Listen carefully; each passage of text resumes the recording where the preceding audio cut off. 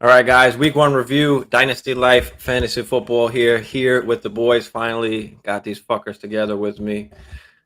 Hammer and Bagala, welcome Hey, back. I've He's made my back. appearances. There's somebody else that I can't speak for. Hey, So, listen, between cheerleading and youth football, all my time is taken up. I'm oh, sorry. I'm here now. Coaching ain't easy. So yeah, we're gonna give you the week one recap for this week. We'll go over all the games, all the fantasy shit, waiver wire pickups, and I guess let's talk about the fantasy gods real quick. So on Monday nights, obviously, fantasy gods strike usually either for good or for bad for you. But are you guys in any battles this week where the fantasy gods can either fuck you or bring you back to life here? Fantasy gods fucked me last night. They fucked me oh, really good. Dak Prescott goes down. CD Lamb gets 2 receptions for 29 yards. And if in our dynasty league, if Saquon didn't just rumble and put away my opponent in dynasty, I would have been shitting a brick with Tommy too because he only gave me 12. But tonight I really didn't have. I got the one redraft league in the bag, but I did get a big touchdown from Judy just now. So I need the points just in case for down the line. But I'm good tonight. I'm 2-1, 2-1 out of 3 leagues. So, but yeah, last night the fantasy gods came in and they stomped me good. 2-1's not a bad week though. You'll sign up for that. No, Yeah. no, 2-1 is a good week. Hammer, what about you? What are the fantasy gods up to for you tonight? Yeah, I'm 1-1 in both redraft leagues. I won one, lost one, and I'm actually playing my cohort here in Dynasty, a rematch from the championship game last year in Stevie B. So yeah, I'm all my players are done. You got Penny, Metcalf, and Javante, and we're currently at half, and I have a 25-point lead on you. So I'm looking for Down a from little more. 46, it's dwindling. That's It's fine. That's I need fine. dwindling. some Listen, touchdowns right, or right, some bonuses. right. So He's gonna need a touchdown from at least two of these guys to close that gap. The game script is gonna determine everything. So it's always gonna come down to that final like 5-6 minutes of the fourth quarter. When it's panic time, and it appears it's going to be a fairly close game. So we'll see what happens. But I hate this Monday night bullshit. I've been through it so many times. So hopefully the fantasy gods talk to me. I put up 167 in Dynasty, which I feel really good about. But I'm going up against the runner up from last year, and he's looking for a little revenge. And we'll You're see gonna what be up happens. till 12 o'clock. No, bro, my armpits are already sweating. It's ridiculous. It's just not even fair. But I will say the fantasy odds in terms of yesterday leading up to this game, Elijah Mitchell getting hurt was big for me because he only had 4 points, so that really limited my running back output. That killed me in redraft too. Yeah, In the two quarterback league. Josh Jacobs really wasn't that good. I like his efficiency, 10 carries for 57 yards, but only 8 points. He really is kind of turning into one of those touchdown dependent guys, especially for me, because I have Jacobs and Mitchell. My RBs aren't Yeah, but that you'll take strong. you'll take 6 yards a clip, bro. well, You know what I'm saying? I That's what think I'm So saying. yeah, I think the biggest thing for Jacobs was that they just had a negative game script from the jump. They were just Right. playing yeah, it from was a bad behind. game. They had to throw it like a lot, Yep. to And try Devontae was the and get beneficiary him. of that. So, Yeah, yeah. that's really kind of what hurt Jacobs. But if the game script is different, then Jacobs could have had easily 15, 18 carries. And to So Yeah, be and to and be at honest with 6 yards you, a clip, he and, he, he might hit the century mark. And to So be honest with you, I'm actually more encouraged by that performance because he got the bulk of the carries. Amir White was not a factor. Amir Abdullah was not a factor. Kenyon Drake is out of town. So for all of the worry about Jacobs going into the season in terms of they didn't pick up his option, I feel really good about the fact that he got the bulk of the carries and he was efficient, which leads me to believe yeah, they'll have more confidence in yeah, giving him but the ball in a consistent basis. that could go twofold because a little bit, if you think about it, if it's a positive game script and things are going the right way, maybe they do try and find other ways to get those other guys involved and things like that. But when you're down and you're trying to come back and you're constantly, just trying to make moves, you go with what you know. And Jacobs has been there, and I don't think that they're really gonna try and put those other guys in there. Even though we did see a lot of Brandon Bolden Yeah, yesterday. he's the passing down guy. Yeah. Yeah. So. Yeah.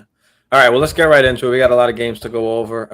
Let's start with that Thursday night game, the Buffalo and the Rams. And just from what I saw quickly, it looks like Josh Allen is just like a man possessed. Like he just wanted to come out and just show everybody that he's the QB1 until his counterpart Mahomes played yesterday. But he looked great fantasy wise. Obviously, showing why he's the first QB coming off the board in drafts. Singletary was okay. I mean, James Cook only played a short little bit. It looks like he was spitting up blood. I'm not sure if that's why he didn't come back in or not, but we didn't really get a good look at him. And then, of course, Gabe Davis looked good. Didn't have a ton of targets, but he broke away on a couple deep passes. So he looked good. So everybody that was loving Gabe Davis and drafting Gabe Davis, I'm sure they were happy. And then Dawson Knox obviously dudded it. But that's to be, that's kind of what you expect. He's either going to give you a touchdown or he's going to give you pretty much jack. He'll have better days. Yeah, so he'll give you a touchdown or he'll give you nothing. But as a whole on offense, I mean, the Bills looked great. They looked great defensively. Stafford obviously looked like crap. Other than Cup, I mean, nothing happened. And Allen Robinson, obviously very disappointing for the first game. But I'm not worried about A-Rob yet.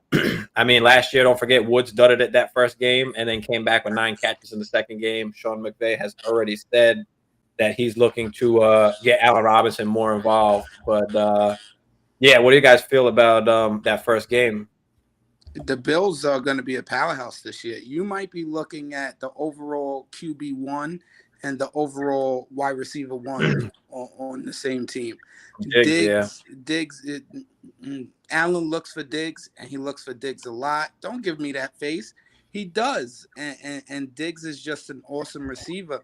So you can be looking at both overall at their positions, overall 1 guys.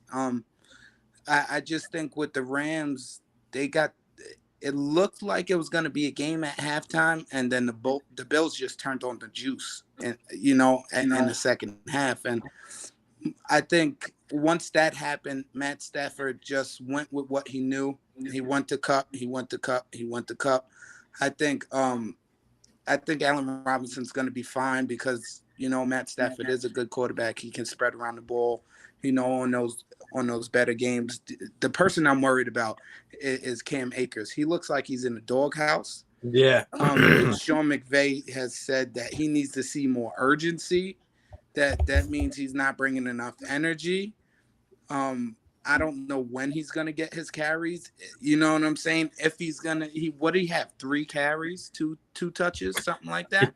No, he had 0 points. He had 0 points, but he had some touches. But or they tried, but he's just, I don't know what's going on. I'd be worried about him because a lot of people drafted him in around the 4th, 5th round. Maybe if somebody really liked him, they stretched for that 3rd round running back.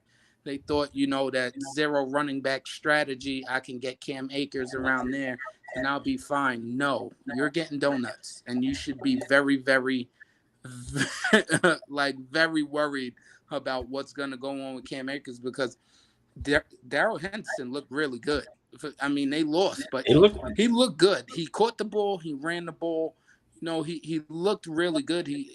I don't know when Akers touches are going to come. Hopefully, it does. But as far as, that goes. And James Cook, I just think his first game, he put it on the floor.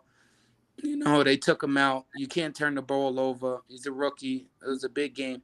I think down the stretch, down the line, later in the season, James Cook is going to start to, come along, especially in the passing game because the Bills want to throw the ball. You saw it. And Devin Singletary gives you what he gives you, 15 rushes, 70 yards. And if he gets a touchdown, you're lucky. That's what Devin Singletary has been. He caught the ball a little bit, you know what I'm saying? But he's not a big pass catcher, and that's why they brought Cook in. So I think Cook will be fine.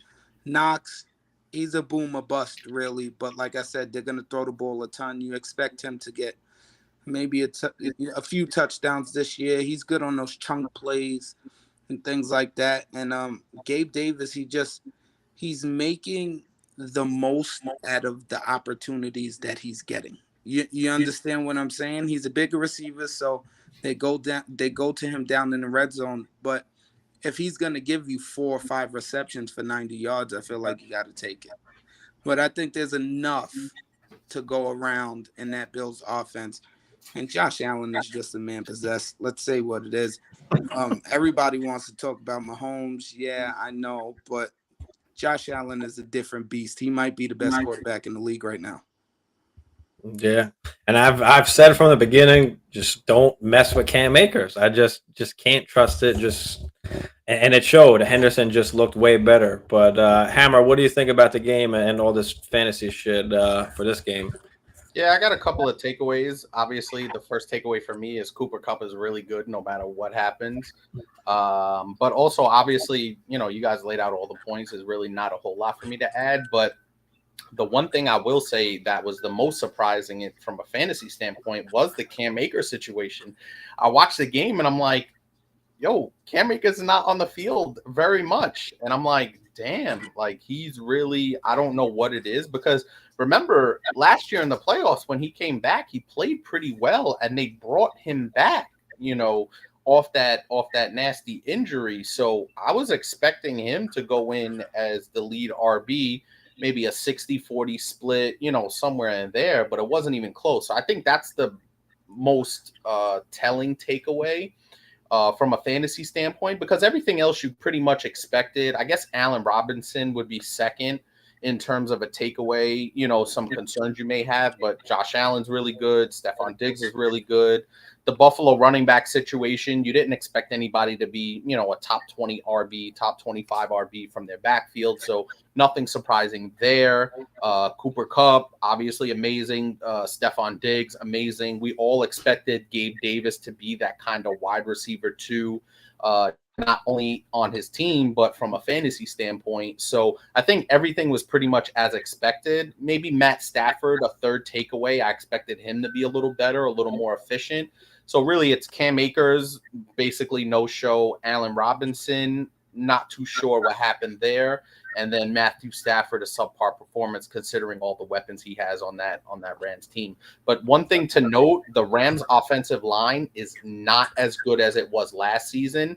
And I think that's what led to a lot of the issues in terms of being able to get those explosive plays and get the running game going. So I keep a look on that. It's not something we think about from a fantasy standpoint, but it definitely contributes to those fantasy players being able to do what they do. So the offensive line for the Rams is a big concern for me. Absolutely. Because Von Miller is 50 years old, and he went nuts on them. Maybe it was a revenge tour for him, but needless to say, he wrecked that. They couldn't block him. He wrecked that whole game. Yeah. So I mean, as far as waiver wire pickups for next week, putting in, I mean, McKenzie played well. He only had 2 catches, but had the touchdown. McKenzie's a good guy to keep an eye on. I mean, Jamison Crowder played well as well, but I think that maybe had more of a product to do with McKenzie dropping that ball and that interception in the beginning, and maybe that's why they gave Crowder a little bit more burn. But I do like McKenzie. I do like Crowder as a deeper league sleeper flex kind of play. 10, 12 team, not really 14 maybe. If you have some injuries, to your wide receiver core, I think Crowder could be a good flex option. He's basically turned into the Cole Beasley of that team, and there could be some value. Yeah, I think they wanted McKenzie to do that, to be that Cole Beasley. I think he eventually will. I think he's going to get more looks. He's just younger. he's more explosive. Like you said, Steve, I think him contributing to that interception, the ball going off his hands, really, they dialed it back and went with Crowder a little bit more. But in past years, you've seen McKenzie get the jet sweeps and things like that. So he's pretty dynamic. They're gonna put the ball in his hands, and from everything that happened, the news that was coming out in camp, he looked like he really was working on that slot role. So I think the interception had something to do with it, but I do think McKenzie's gonna get it going eventually. Another waiver wire guy that I would like to pick up in maybe a deeper league is Devin Duvernay. Well, yeah. I mean, we're talking about just the Bills and Rams, but yeah, we'll get to the Ravens. Don't worry. But as far as the Bills and Rams, I don't think I've got anyone else. Maybe Higbee. I mean, Higbee had like 11 targets, believe it or not. Yeah. So he might be a guy where if you need help a week, to plug him in. But other than that, really just McKenzie and Crowder are the only kind of waiver wire guys I'd look at for this week for those two squads. Well, and also if your running back is very, very thin, and if you're in dire need, like you said, you're in a deep league. Elijah Mitchell got hurt. You're looking for a running back. Maybe you could take a fly on Zach Moss. Maybe he gets a goal line carry here or there if you're desperate.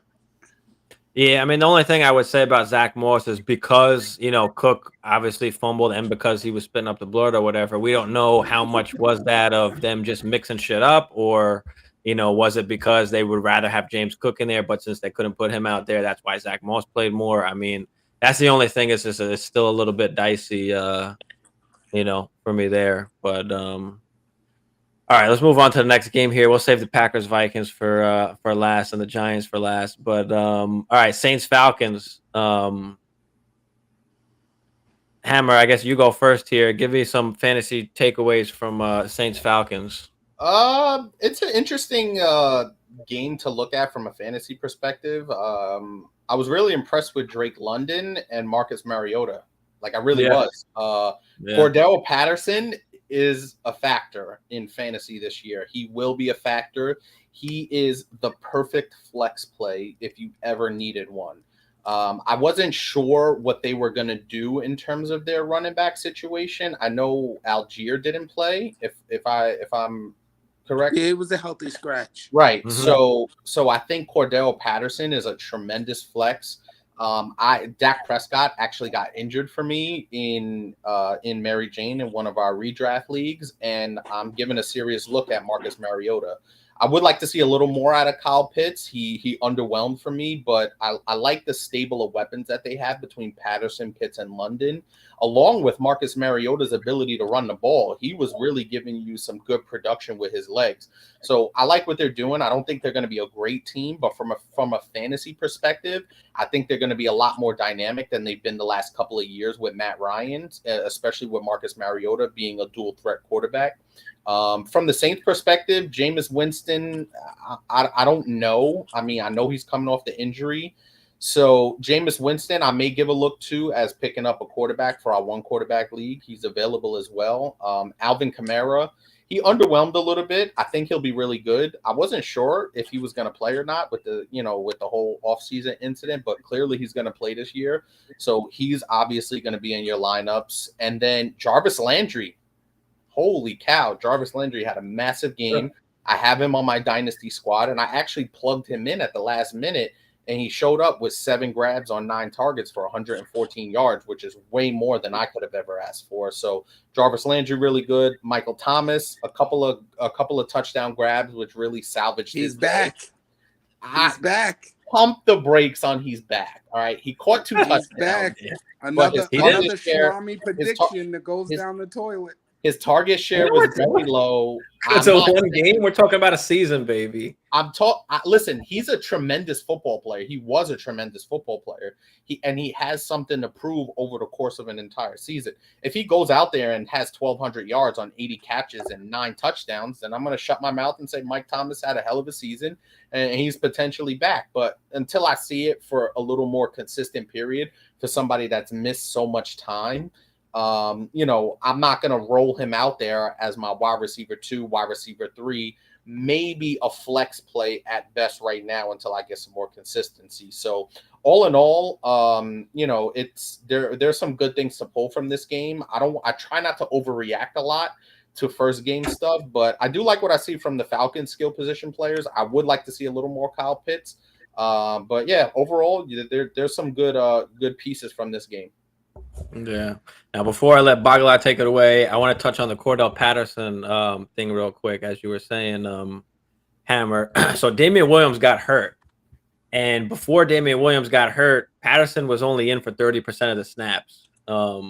So Damian Williams was a big factor in why Patterson, was able to have a big game as well. But again, going forward now, seeing what Patterson can do, obviously they know that they might just still continue to give that ball to Patterson. And then just touching on the Mike Thomas situation, his ankle's still bothering him. He only played 61% of the snaps. He had the 2 touchdowns, obviously, down in the red zone where he just straight fucking bullied the cornerback. Yes, he did. I mean, straight bullied him twice, and obviously without that, he's only got like 3 catches for 30 yards or whatever it is. But he did have a great game. But again, it's his health that we worry about going down the line. And now the first game of the season, his ankle's still bothering him. It's going to be it's tough to try and trust that throughout a whole season, and again, being that they were down by so much, they just went into freaking, into a crazy pass heavy mode. So, how much are we going to see of that still going forward? So that's my only worry about Michael Thomas there. But go ahead, Bagala, take it away here. Well, the Cordell Patterson thing, I'm not worried about, Williams at all. I mean, he did get hurt, but he's not a guy that's going to come in and take the backfield over or anything like that. I'll be more worried about Algier if they decide to give him a little bit more run. But if they're going to give Cordell Patterson, what did he have? 24 carries? Yeah, 20 plus. Fuck a flex, dude. That's an RB2. All right? Fuck a flex. That's an RB2. He had 24 for 100 yards and a touchdown. And plus, also, you got to understand, even if they do put him in there, he's still a wide receiver. So they're going to still try and get him they're going to try and have him touch the ball. He was probably their most dynamic weapon last year, too. So Absolutely. They're going to try and get him the ball. Kyle Pitts, it's early. I wouldn't worry too much yet. Just because we don't know what kind of rapport he has with Marcus Mariota, but I'm sure they're going to try and find ways for him to get the ball. Don't for Atlanta, but Mariota looked good. He looked like what he was when he started for the Titans. You know what I'm saying? He's gonna throw the ball. He's gonna run around, and he's not gonna throw for big numbers, but he's gonna give you the rushing upside and things like that. And so the Falcons looked okay. Patterson. Did they go blowing leads again? There they go choking away leads again, but either way, that's what they're known for. As far as the Saints go, pump your brakes on Jarvis Landry. I don't see him. He's not gonna keep this up. I never said he would. I never said he would. He's not gonna keep this up. He's a good flex, probably wide receiver 3. He's gonna have some good games this year. And that's exactly what he is on my team. He's a flex. And I think sooner or later, Chris Olave will get some of those looks. He had a nice 2-point conversion catch. Michael Thomas, I think he is going to come back and establish himself. You got to understand, Steve, he hasn't played football in a very long time. So they're gradually. Oh, that's what I do understand. That's what I do understand.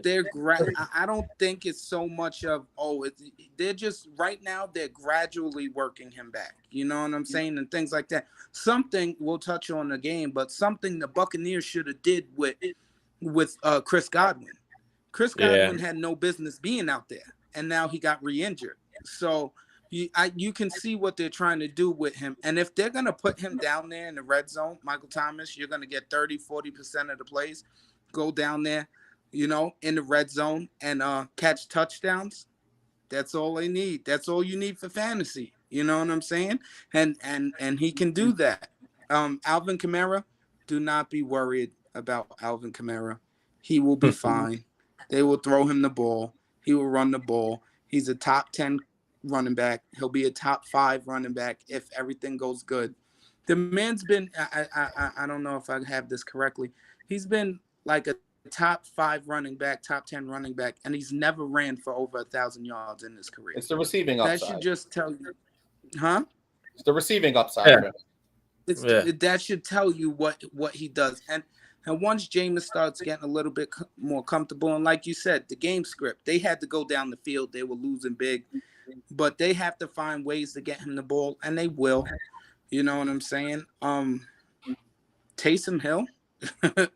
Yeah, we had 4 rushes for 81 yards in the touchdowns. And I think he's still marked as a tight end, if I'm not mistaken. So he's a sneaky waiver pickup that you can pick up. Pickup that I was looking at. You know the only thing I'll say about Taysom Hill is he just has such limited opportunities that I can't bank, not to say bank, but I can't afford to put him in my fantasy lineup unless one of these skill position guys like gets hurt or that, you know what I mean? Like he's so limited in his opportunities. You can't count on that. But tight end is very definitely shallow.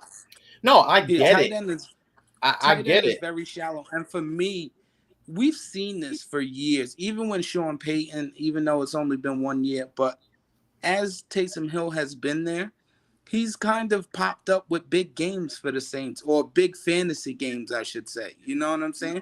Because it seems like they like to give him the ball in certain spots, and he's always a threat to come down in the red zone at quarterback and run one in. You know what I'm saying? Yeah, if you're in a bind and you need it, yeah. I just think with so many other reliable options, like we talked about, Kamara, Olave, Landry, Thomas, it's really hard to kind of peg him in there and count on him getting one of those kind of touchdowns or big games. So he may be the 5th option, skill wise at best. You know what I'm saying? So for him, keep an eye on him though.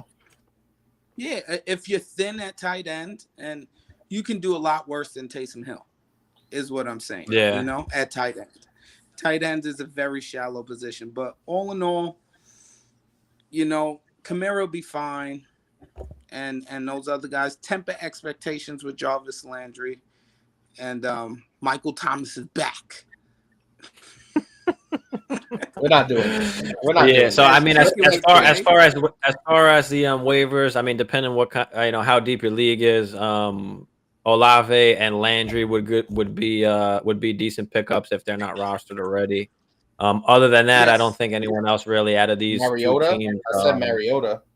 Yeah, I mean, if you're in I mean, even in 1 QB leagues, I mean, if you have Mariota on the bench, maybe. I mean, yeah, he could be a good guy to fill in.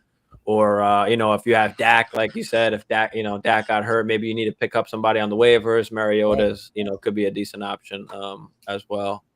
But all right, let's go to this horrible game, 49ers Bears. Elijah Mitchell obviously getting hurt.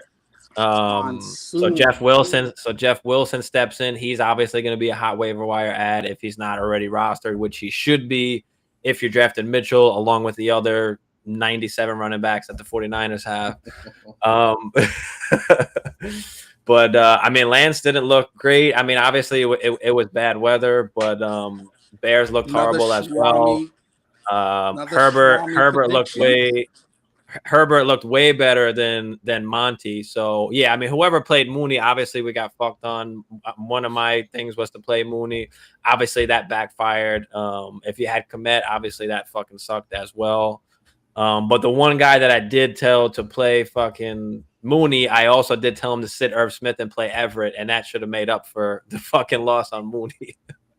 But yeah, that was just bad. And even and I knew the weather was bad, but I still didn't think. I figured they got to get this guy. He's the only guy they have. He's the playmaker. They've got to get him the damn ball, But Herbert was a crazy takeaway. That Herbert just looked straight up just better than Monty. Like he just looked better.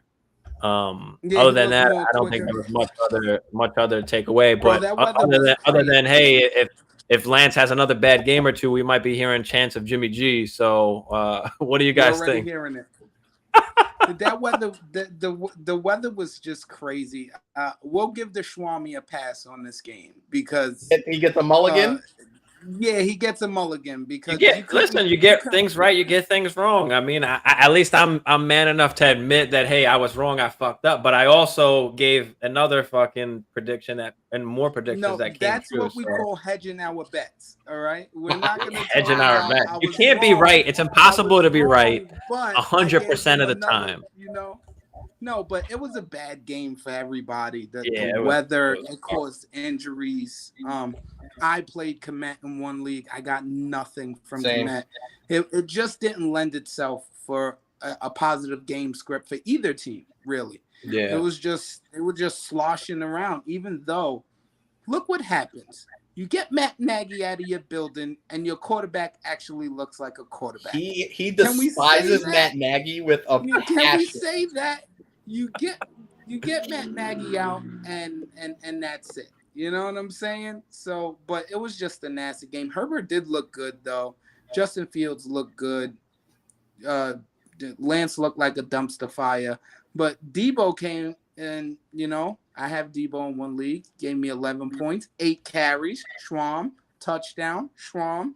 Elijah Mitchell hurt, so he's gonna get the ball more. He's gonna run it now more that Elijah Mitchell is down. I lost Elijah Mitchell. So this was but did he score a touchdown? Did he score a rushing touchdown?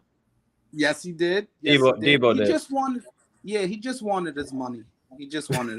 But that's all he wanted. Everything's good when you're getting paid.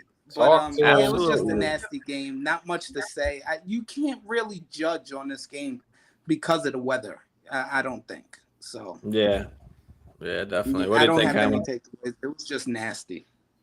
Yeah, it's really hard to evaluate the game, as Bagala said. I kind of want to give this game a pass in terms of it's really hard to evaluate on that sloppy track, So I'm not really gonna evaluate too deep and look too deep into anything. Obviously, the only thing I could look deep into is Elijah Mitchell's injury, which is really big because.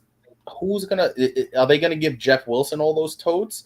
They gonna get that? I should have said that. Now it's gonna be Kyle Shanahan's gonna start pulling people off the street to run. He's gonna go into his bag of tricks again. And from a fantasy standpoint, such as myself, Bagala, a little bit more for me because I'm in Dynasty. So I do have Jeff Wilson rostered. I do have Davis Price rostered. But I don't know where to go. I don't know if I could plug any of those guys in. I'm so annoyed and so upset that this happened this early in the season.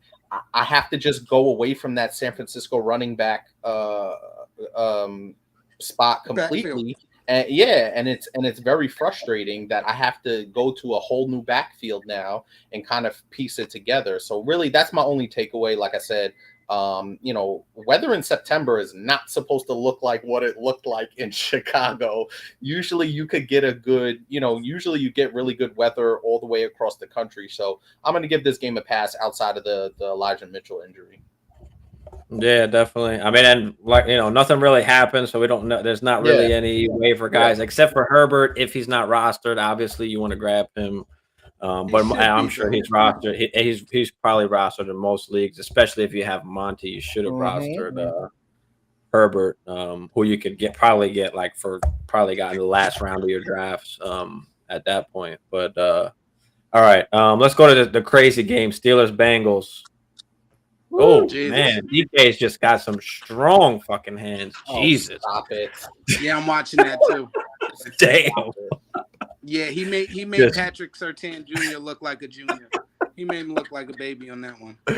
Yeah, but all right, so let's hop right into Steelers. I mean, Trubisky was all right. I mean, he wasn't great. He was just he was, I guess, what we expect, just a decent. Not going to win you the game, but probably you hope it's not going to lose you the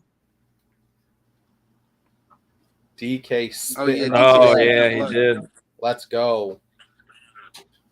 Yep, looked like he was still up, but all right. So yeah, that's Trubisky. I mean, Najee Harris played well. I mean, he did get hurt. They're saying he's okay. He's supposed to be back week 2. We'll see.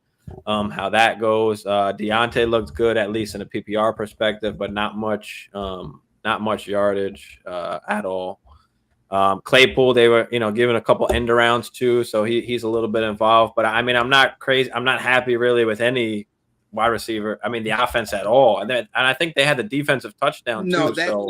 that Pittsburgh offense looked horrible, Steve. Yeah, That's what I'm saying. Nobody did anything. That game should have been put away with the 5 turnovers from Joey B. Mm-hmm. Pittsburgh couldn't move the ball. Najee comes out being hurt. They're saying it's not healthy, but he was in an air cast on the sidelines during it. He didn't come back in for overtime. Trubisky, you know what I'm saying? He didn't have a great game. But that Pittsburgh offense, they need to pick it up. If the only person I want on there is Najee and maybe Baby Gronk Fryermuth. But yeah, baby Gronk actually looked. Baby Gronk looked good.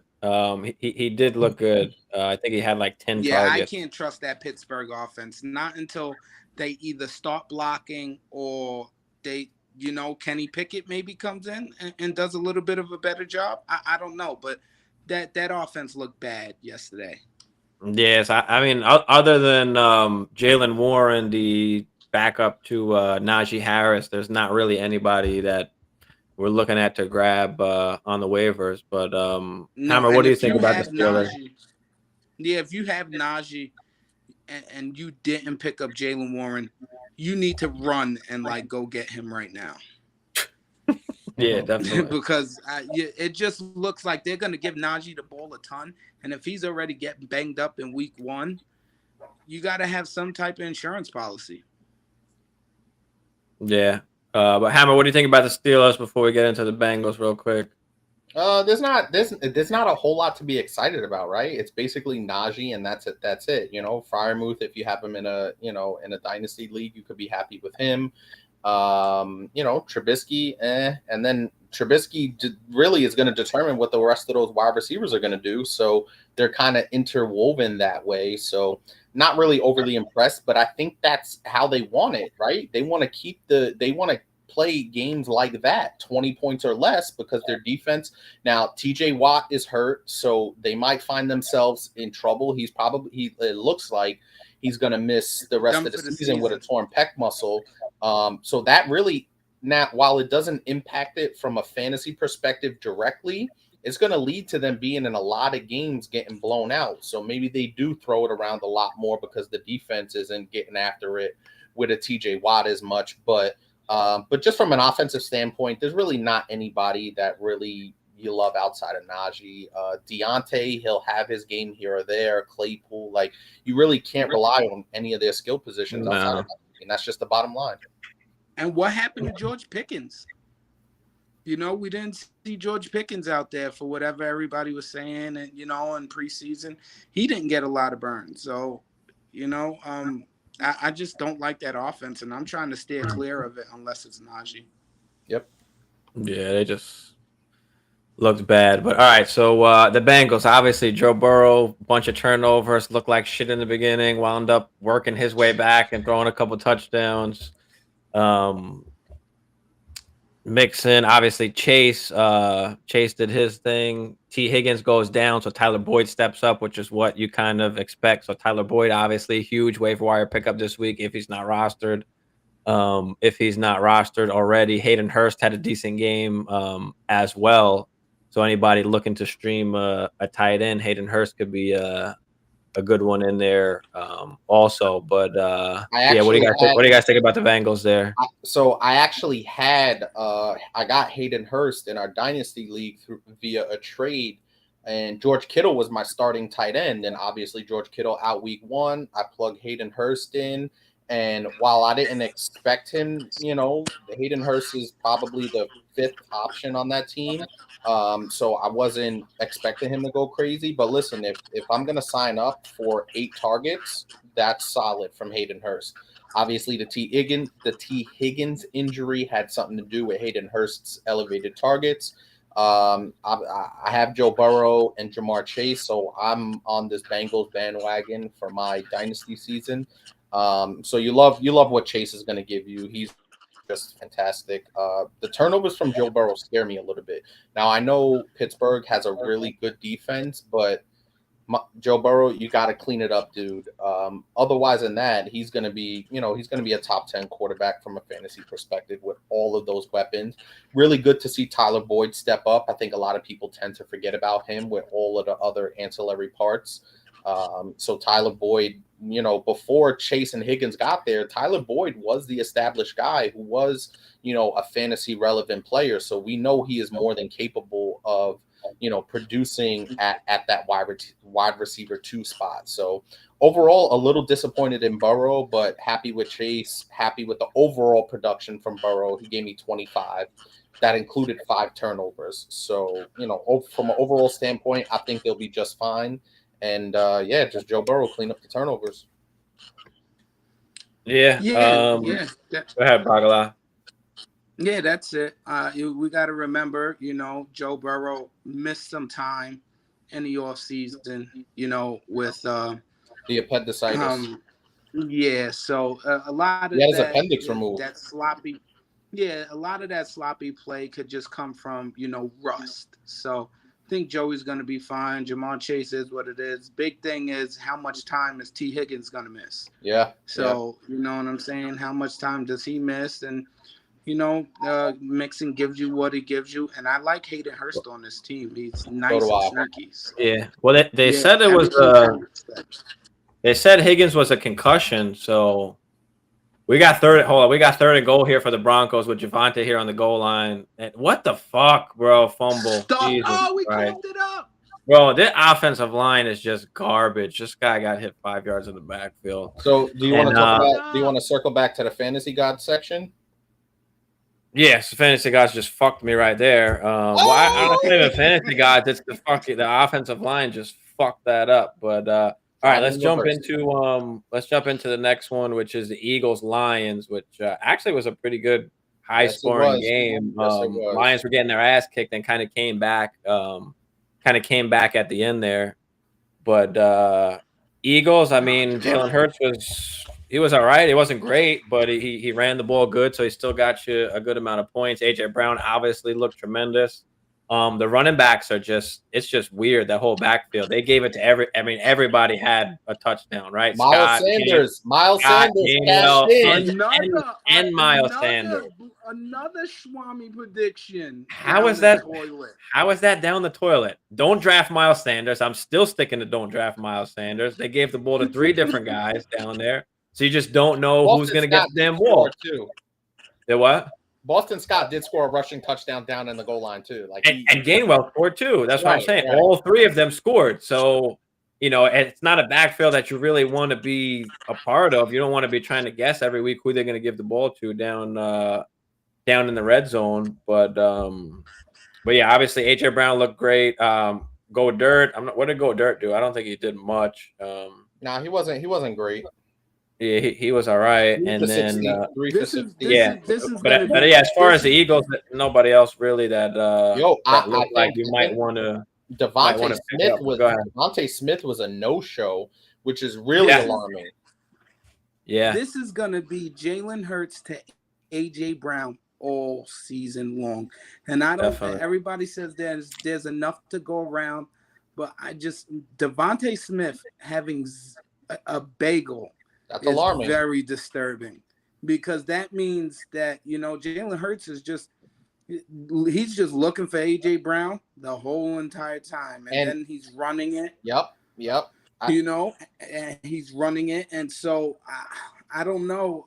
Devontae Smith owners should be worried. I know I don't want to panic after 1 week, but that's scoring 30-something points and him not having, recorded a single catch, anything. And then they didn't even look to try and get him the ball. Steve, do you have numbers in front of you? How many targets did he have? I don't have the numbers. I got it for you. In front of me. Go ahead, Bogler. Camera. Devontae Smith had 4 targets, 0 grabs. You know, that's not enough. That's not enough. And Jalen Hurts had 32 pass attempts, you see, which is a lot that's for him. not enough. It's a lot for him. You know what I'm saying? So he's hyper targeting AJ Brown, and then I know Miles Sanders caught some balls out of the backfield, things like that. But that's a little crazy. But it's gonna be AJ Brown in this offense. I feel AJ Brown and Jalen Hurts is the ones you want to own, and maybe Miles Sanders as a flex. Who knows? I mean, if you got to plug him in, as a flex every week, I mean, I guess you can try and he get away with that. But he's a guy that's, again, is like a boom or bust kind of guy that, you know. So, I mean, I wouldn't be thrilled if I had to start him every week, but if you got him on your bench to fill in, I mean, yeah, absolutely. That's I think Miles Sanders 13 had carries, about 20 touches. 13 carries and two targets, 15 total touches. So I think that's he's going to continuously get. If he's going to, that's the thing. That's like the ceiling part is like he scores the touchdown. So if he doesn't score the touchdown, you know, that's 7 yards of carry will get it done. 7 yards of carry will get it done. But without the touchdowns, it's not going to mean much if you're only getting 50, 60 yards a game. Like, so. Yeah, I mean, listen, it's obviously the touchdowns are really going to obviously enhance any player's, week. 15 touches. Miles Sanders is good enough to turn that into a flex play, a borderline flex play on a weekly basis. But I'm in between because I know he's a good player, but like you said, if he doesn't get those touchdowns, you could be disappointed on some weeks. And also, too, they have 3 running backs, really 4 if you factor in Jalen Hurts' running ability. So it's really tough to rely on him for RB2 production. I would say flex at best. Yeah, definitely. Yeah, because I mean, 1,000 yards with a few touchdowns it ain't nothing really. So he definitely needs those touchdowns. But moving over to the Lions real quick, I mean, Goff was absolutely just garbage for most of the game. But obviously DeAndre Swift looked fucking great with his 15 carries. And Jamal Williams wound up running into 2 touchdowns. But Swift had two long plays on those 2 touchdowns that Jamal Williams had. The first run of the game, he just broke it out. So I don't know how much is it that Jamal Williams is just going to get the ball at the goal line every single time, and was it because Swift had those long runs to get them down there, or the long plays to get them down there, and then that's why they had Jamal Williams going. But even still, I mean, 30 fantasy points, fuck. He was awesome. And then, of course, St. Brown, the only other guy really worth talking about with his 12 targets. What do you guys feel about the Lions? Yeah, Swift is amazing. I don't worry about Amon-Ra. Blanc, you and I were talking about this before the show. I don't worry about Amon-Ra. The only thing I would say is, and what we talked about is I think his target share will decrease a little bit now that Swift and Hockenson are healthy. But I still think he's explosive enough to get 8, 9, 10 targets a game, maybe, especially with Jameson Williams out. So, Amon-Ra still good. You want him, you want Hockenson, you want Swift. And those are really the 3 guys you're looking at from a Lions perspective. Yeah, and most people had the same thing. Hockenson and Swift were hurt. Well, Hockenson and Swift weren't hurt week 1, and he still was the guy. Yeah, I think Amon-Ra has established itself as Jared Goff's go-to guy. Swift had a hell of a game, but like you said, Steve, is this gonna be that Jamal Williams is gonna be that goal line running back, or was it because Swift just had those big long runs? Now, if it's just because he had those big long runs, okay, but if Jamal Williams is the running back down at the goal line, that gets kind of scary for Swift, because then he's not going. Where is he's losing opportunities at touchdowns. But I think he's explosive enough, especially in the passing game. Oh yeah, where that's not gonna. Yeah.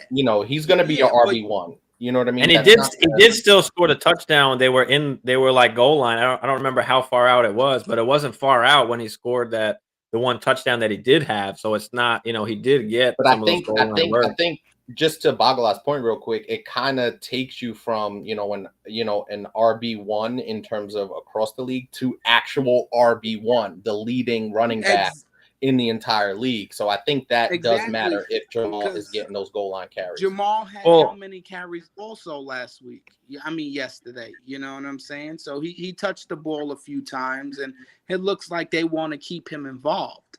So well, you want to keep Swift healthy. Like same thing with like CMC, where you want to keep Swift healthy, and Swift is a guy that's a 3-down guy, third down back as well. So he's gonna get that extra passing work. So I don't mind that Jamal Williams is coming in and running the fucking 2nd and 2 at the 50-yard line, at the 40-yard line, where he's just he's kind of gobbled that up. That's fine. It's more that goal line situation that you're worried about. Take that, and absolutely. But like you said, Swift is an elite enough player where even though that still happened, he still scored a touchdown. So yeah, Jamal Williams had 11. He could easily still score double-digit touchdowns and be and on the waiver wire side for the Lions, DJ Chalk. Yeah, DJ Chalk had four receptions for 52 and a touchdown. A lot of people forget about him. There are weapons there, Hawkinson and things like that. But DJ Chalk can take the top off of a defense, and there's no Jameson Williams yet. So if you're looking for wide receiver help or somebody just to fill in on your bench and something like that, I think DJ Chalk is a really good name to look at. And I think that's a good point also, too, from a game script standpoint, right? The Lions are going to give up a bunch of points, so they're gonna be throwing it at the ends of games. Mm-hmm. And Shark could be the beneficiary of some shootout type garbage time points, which, if you're just watching it from a regular fans perspective, you're like, all right, it's garbage time. But in the fantasy community, garbage points count just the same as if it's a tight game or the first quarter or the fourth quarter. So I think Shark could be the beneficiary of some really good game scripts if the Lions are giving up a bunch of points. Yeah, so I think we can all agree, I guess, Shark and Jamal Williams, if he's not rostered, obviously he would also be a good he would also be a good handcuff for Swift owners in case Swift got hurt. If you got Swift, you should have Jamal Williams. Absolutely. Yeah, I don't know if I had the opportunity to grab him or somebody grabbed him. Yeah, I don't know if somebody grabbed him before I did, before I could have or wanted to grab him anyway. But yeah. All right, so let's move on to Patriots and Dolphins. The Pats just look like absolute fucking garbage. I mean, I don't know if there's anybody on that team. Judge at the helm. I don't know if there's anybody on that team worth even starting like right now. I mean, I've got Stevenson on the bench, but nobody did absolutely anything for the Patriots. They looked bad. So I ain't picking up anybody on that spot. That offense looks slow. It looks old. Mm-hmm. It looks archaic. Out of date. Yeah. It's just a bad offense, and I don't want nobody out of there. Maybe if you have to hold my feet to the fire, maybe I'll take the law firm just because I like his name.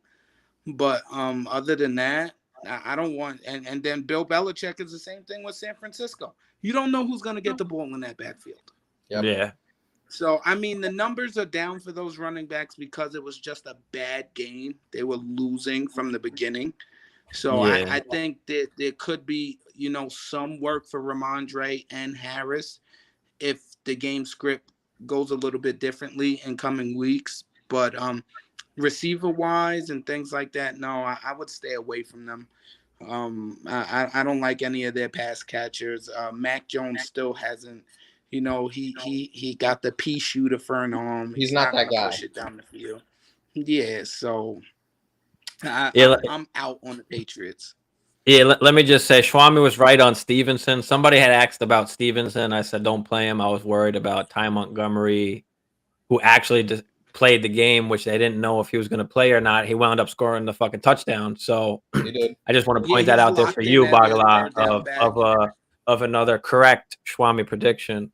But this is what we're going to be doing all season. He's keeping score. I'm sure he has a whiteboard back there, and every time he brings up a Swami prediction, 100%, he marks it. I should. Well, that's the one thing about being like a fantasy football analyst or whatever. Obviously, as you guys know, where people just ask questions and you've got to make decisions. You can't be right, obviously, all the time. But if you want to keep bringing up the ones I'm wrong at, I got to keep counting the ones I'm right at. Me and Polish spoke about this a little bit earlier. The way you put your predictions out there, you say it with such conviction that it's like gospel. You have to, bro. It's first off, with my job, that's just what I do. So I have to. That's just how I talk. And I'm the first to admit that obviously you can't be right 100% of the time. But the way that I predict shit is obviously just is mostly like probability and what you think can happen. You can paint an argument any way that you want to support. You can paint anything you want. You can find any stat you want to paint the picture that you want to be painted, whether it's good, we're here for all whether it's it, good or Don. bad. We love it all. But yeah, all the smoke. I'm here. But all right, let's go on to the Dolphins. Obviously, Cheetah looked great. Obviously, they're trying to get him the ball. Waddle had a big touchdown. Kind of what we expected from them, a bunch of short crosses and shit. And but they look good. Tua looked all right. Gesicki, no. I mean, there wasn't really much other going on other than Cheetah and Waddle. But they're gonna have to find a running game at some point. Yeah, I think the Dolphins are gonna have to find a running game at some point, or especially when it gets colder. Especially, even though you play down in Miami, you do have to go up to Buffalo. You have to go to New York. Even though the Jets are a dumpster fire, you still got to go up there and play the Patriots. So, I thought Chase Edmonds was going to do a little bit more than he did. I think what happened with Cheetah and Waddle is what you can expect. Luckily they both had a touchdown, but from week to week, one of them are going to get the touchdown, and you're going to have to find out who. You know what I'm saying? And you're just going to have to bet on who. But I think this is what you're going to see. You're going to see screen passes behind the line of scrimmage, and you're going to let them run.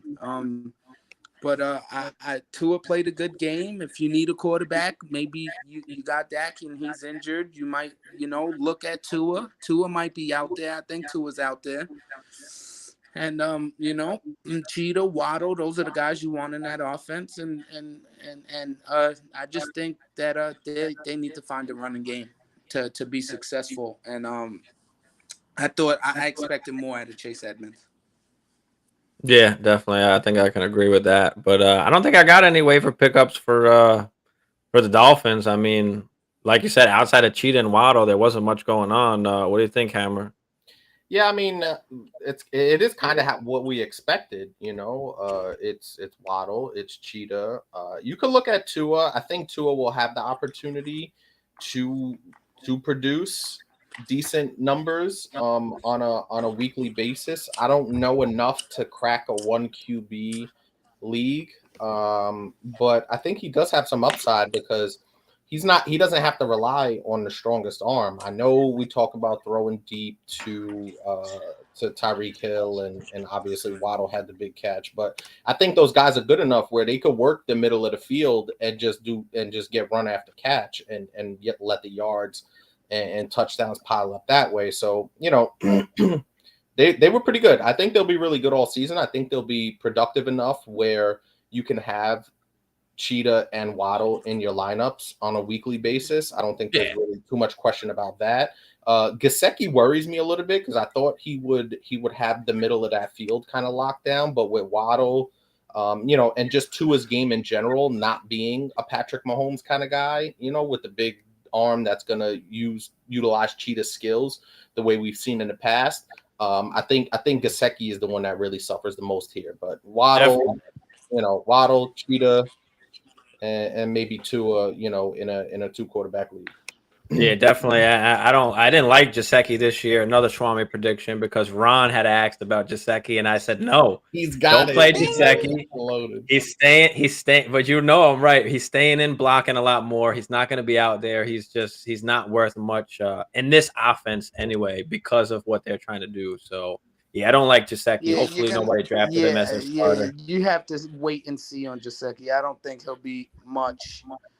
He wasn't much before, and I think his role is even lessened now. Yeah, definitely. All right, let's move on to the next one. Ravens Jets. And this was actually a close game for a while, and then within like 60 seconds, just fucking blew the doors off with two deep bombs to Duvernay and Bateman. And I mean Bateman didn't really do much other than the bomb. Nobody did anything really other than the two bombs really. And Bateman could have had another bomb, and he stopped on his route. If you saw Did that, he? Yeah, yeah, I so didn't see that that. that that should have been another touchdown for Bateman. Bateman should have had two. I think that's just growing pains, and they'll learn how to get through with that. Duvernay, I actually picked him up on waivers in the offseason. I traded him away to Casper, 2 touchdowns. Yeah, I think he Mm, could be a solid wide receiver 3. I wouldn't count on the touchdowns because it looks like Bateman, Mark Andrews Mm-hmm. had a quiet game. Um, yeah. until I don't know. It's gonna be Lamar and those pass catches. I think this year because that backfield, uh, J.K. You don't know when he's coming back. Staying Gus away. Edwards, you don't know when he's coming back. And Kenyon Drake and Mike Davis, they are what they are. They're backup running backs. So I think it's going to be a lot of Lamar Jackson, Bateman, uh, Mark Andrews. And I think if you need a good wide receiver, flex option or something like that, I think Duvernay is starting to move his way into that flex area. Also, if your league counts return yards, Duvernay also returns punts. So, I think he's definitely getting some looks in this offense, and he's a good waiver wire pickup. Yeah, definitely he could be a guy to pick on by waivers there. And yeah, Lamar looked good. But yeah, outside of like Bateman and Duvernay, I don't know if there's anyone else there really that's going to be worthwhile. Catching the football. What do you think, Hammer? I guess really the only takeaway for me was Mark Andrews underwhelming a little bit. As I've Especially been saying, don't fucking trust him. He's getting drafted too high. But go ahead, Hammer. thank you. Bing. Yeah, no, I think Mark Andrews is going to get his regardless. I just think with Lamar Jackson as your quarterback, you really can't key in on a wide receiver. I know Hollywood Brown was really good the last couple of years with Lamar and kind of his go-to guy. But I really can't count on Duvernay or Bateman on a consistent enough basis to put them in my lineup just yet. The only guy I'm rostering, obviously, on a every week basis is going to be Lamar, obviously. But as far as pass catchers, is going to be Mark Andrews. He's still got to be And in there. just to your point with Mark Andrews, we got to give the Jets some credit here. Mark Andrews had probably another touchdown. Sauce Gardner had a terrific play on the ball and broke it up. So I still like Mark Andrews. I have him in one league. And if he gave me a down week with 7.5 for 52, I'll take it. But I still think Mark Andrews is the pass catcher you want.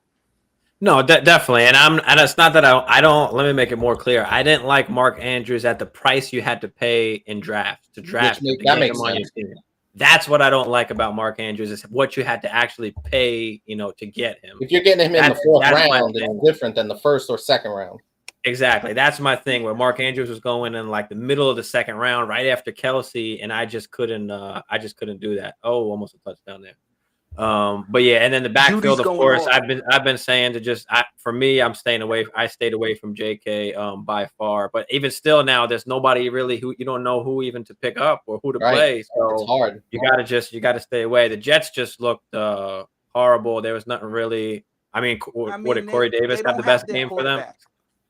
Yeah, they don't have their quarterback. So we'll So wait until the sweet life gets back. But I will say one thing. Michael Carter got most of the snaps. You know what I'm Yeah, saying? Brees Hall was as a little bit expected. of afterthought. Michael Carter should have had a touchdown. I think Michael Carter will be the back you want out of that backfield just because he's catching the ball. He look, I think second year in the offense, he looks a little bit more comfortable. And for the love of God, get Garrett Wilson on the field, please. This kid looks like he's a baller. Let's have him play. No more Corey Davis. Please sit Corey Davis down. He had a decent Robert game Sala. though. Corey Davis did have a decent Yeah, but if showing. you just look at the game, Garrett I Wilson know. just looks so much better, No, I dude. agree. I agree. I You agree. know what I'm Definitely. saying? Like, come on, let the kid play, and let's move forward with the youngsters. I think Garrett Wilson, once he gets that time, he's gonna be somebody you're gonna want on your roster. Yeah, I agree. definitely. But yeah, Michael Carter. I mean, come on, Javante, what the fuck? Uh, I'm watching he's it. catching passes here, and they're getting so close to the fucking goal line. I just want him to fucking run it in before they give me some bullshit I'm watching and it. bring in Melvin. I felt like he could have tried to bust it inside and maybe made a move there, but no, definitely not. But yeah, Michael Carter. I mean, I expect Michael Carter to be the leader in the backfield for now, but I mean, eventually, I think in that second half of the season, Brees Hall might wind up taking over eventually, but it will still be mostly split, for now. Yeah, I All think right, it's 50-50 Jaguars, split. Jaguars, Commanders. That was another actually pretty good Interesting. Jesus game. Christ. Let me Carson talk about my Wentz. boy ETN real quick. Yes, James Robinson had the 2 touchdowns. ETN should have had 2 touchdowns. He did. One That's- one He overthrow, dropped the an pass. overthrow from Lawrence, and then the drop pass that was still a bad throw, but he should have caught that That's one. He not should have that's caught not it. one for the Schwam. Absolutely, That's not one for the absolutely. Schwam.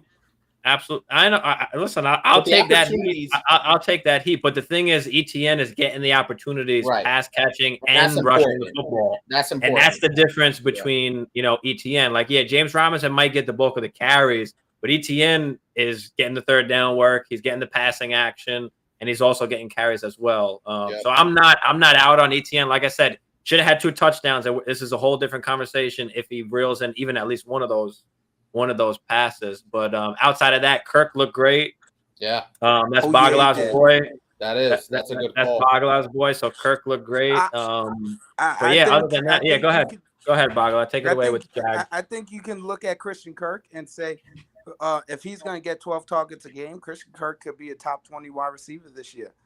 And for a wide receiver 3, you know what I'm saying? If he keeps doing this, he'll move his way up to that wide receiver spot. I don't think he had the touchdown, but I think those will come. Trevor Lawrence looked a lot better than He didn't turn it last year. over. He didn't turn it over. That's the most important thing. That one bad interception. So Did he? I Trevor think Lawrence. it's ETN. Trevor Lawrence had an intel? Yeah, that one bad interception late Okay. late in the game. He just heaved it up. But it's gonna be ETN. It's gonna be Christian Kirk, and it's gonna be James Robinson. They showed you what they want. I mean, Marvin Jones caught a couple of passes here and there. You know what I'm saying? But as a whole, that Jacksonville offense looked a lot better, and I like what I see out of Christian Kirk. He's that team's number 1. The one thing I will say, and Bagala, you and I had this discussion. I think before the Sunday slate started, in terms of if you were deciding whether you were going to play Trevor Lawrence or not, was the rushing upside. Trevor Lawrence could run the ball a little bit, and he only had two attempts for 4 yards. So I was a little disappointed at his rushing output, but the passing looked a lot better. 275 yards, a touchdown, 1 in tow. If you would have gave me that line last year, I would have took it for the hills and ran. So that looks pretty good from a yardage output. You figure that's going to bump up a little bit. Like Blanc said, ETN dropped a short touchdown on a pass in the flat. So you got to look at that. So I think the arrow's definitely pointing up for the Jaguars offense as a whole. Christian Kirk looked really good. So you like that. Zay Jones had a couple of nice plays. So I think that overall the Jaguars offense, there's pieces to be had there. I got ETN and Robinson in one of our redraft leagues, and I played ETN because Robinson was coming off the injury. You're gonna have to play both.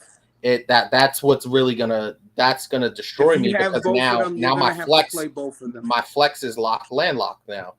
I'll take ETN off your hands if you need. Nah, chill.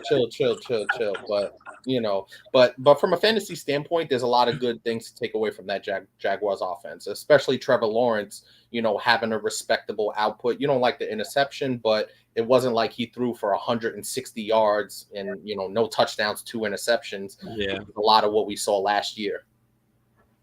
Yeah, I mean, nobody really to pick up on the Jaguars either as far as waivers. I don't think anybody really stood out, but yeah, let's go to the Commanders real quick. Dotson with 2 touchdowns, he looked great.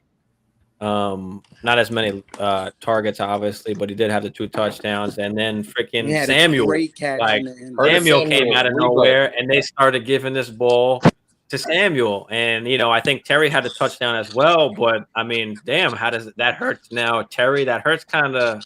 If they're gonna keep getting Curtis Samuel the ball, I mean, it kind of hurts everybody a little bit. Yeah, A little maybe, bit but I there. think Curtis Samuel's gonna see. He won't see. He'll see a couple of passes, but they're gonna try and run Curtis Samuel a little bit more. That's what Ron Rivera did. Riverboat Ron did with him in Carolina. Yeah, So he's gonna. I think he's a good, maybe solid waiver wire pickup, like you were saying, Blanc. He'll get some rushing. He'll get some receiving. But Jesus Christ, the roller coaster that Carson Wentz is just out of this. You don't know what you're gonna get. Dude. You don't know what you're gonna get. And yeah, he gave you 30 points this week, but I wouldn't feel comfortable going into next week expecting anything close to that. He Because could give you 12 next week. He could give you 12. He could give you 10. He could give you 9. But what we do know is if you need him to get into the playoffs, don't start him. Because he won't do it. But Carson Wentz isn't doing it for me. In a 2-quarterback league, though, he would be obviously an option. In 2-quarterback league, maybe a super flex if you're looking for a quarterback option. Gibby gave you a little bit, but you just I would stay away from, even though they had big numbers and they had touchdowns. I wouldn't feel comfortable going in with any Commanders or football team players just because Carson Wentz is so volatile and unpredictable. You just don't know what he's gonna do. So I mean, they had good games this week, but you don't know what they're gonna give you next week. Yeah, so Samuel probably the biggest pickup there. I don't think anybody else. Let's run through the rest of these games quick. I know Bagala wants to go to bed. So all right, Browns Panthers real quick. Browns, I mean, Hunt looked fucking great. Chubb looked good Looked great. as well. As far as the great. Browns pass catchers, I mean, Amari was all right, but Peoples-Jones leading the team with 11 targets.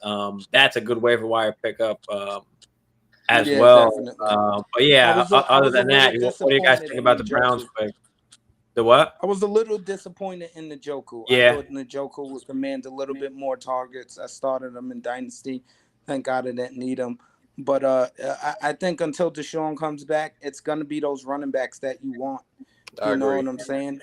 If I have Amari Cooper on my roster, if I have a better option, I'm not starting Amari Cooper. I'm just not right now. I'm waiting until Deshaun gets back, and I'll start him for the playoffs. But if you have to, you have to. But I would look for better options. But those running backs are going to be what you want from the Browns, just because they're going to lean on them heavy for these first 11 games. Yeah, definitely. Panthers, I mean, Baker looked okay. He had 2 touchdowns. He ran one in. Didn't throw the ball to DJ Moore as much as I'd like him to. Hopefully that gets better as well. Robbie Anderson could be a decent waiver wire pickup. Obviously caught the huge bomb. Other than that, it didn't do much. But CMC was all right. I mean, nothing great that we saw at a CMC. But what do you guys got on the Panthers? Yeah, I think the only thing for the Panthers really is DJ Moore not really getting as much as you would have thought. Baker's inconsistency is going to lead to that. Robbie Anderson, if there's any poster boy for boom or bust, it's Robbie Anderson, and that's just the bottom line. He's Deshaun Jackson in 2010. But I think Deshaun is that's a little bit of a disservice to Deshaun Jackson because I think Deshaun is really good. Robbie Anderson's a true boomer bust. So, if you really need a flex or, something like that, you got an injury, you could take a shot, but don't expect, 3 catches for 100 yards and a touchdown every single week. He relies on that 60-yard bomb and, with Baker's inconsistency. So that's really the only thing I got. CMC will be fine. He's going to get his. He'll be top RB5, 1 through 5 if he stays healthy. And then you just wonder about DJ Moore. I know he's consistent, so that's pretty much all I got. All right. Colts Texans. This was actually a good game. Matt Ryan disappointing. That's my take. Matt Ryan. I mean, he threw for a lot of yards, but I mean, like as I've been saying, I mean, Matt Ryan used to be a great quarterback. He still is a good serviceable QB, but not the same Matt Ryan of the past. But great game for Pittman. Obviously, JT did his thing. Yeah. Hines was actually might be serviceable. In fantasy and PPR leagues. Yes, he will. I think Hines will turn into a good flex option. So what we kind of expected, Matt Ryan could throw the ball in the to his running backs a lot. So that looked good. I mean, other than that, nobody on the Colts really did much of anything outside of Pittman and JT. Except the Hulk. You can say it. He ran all over Houston. Well, that's what I'm saying. Yeah. Bagalot, real quick. Bagalot called me up this morning. He goes, "Thank you, Brandon, for taking CMC." So Jonathan Taylor fell to me. So for 1 week. Yep. Texans. Davis Mills looked solid. Good. He looked solid. Cooks doing what Cooks does.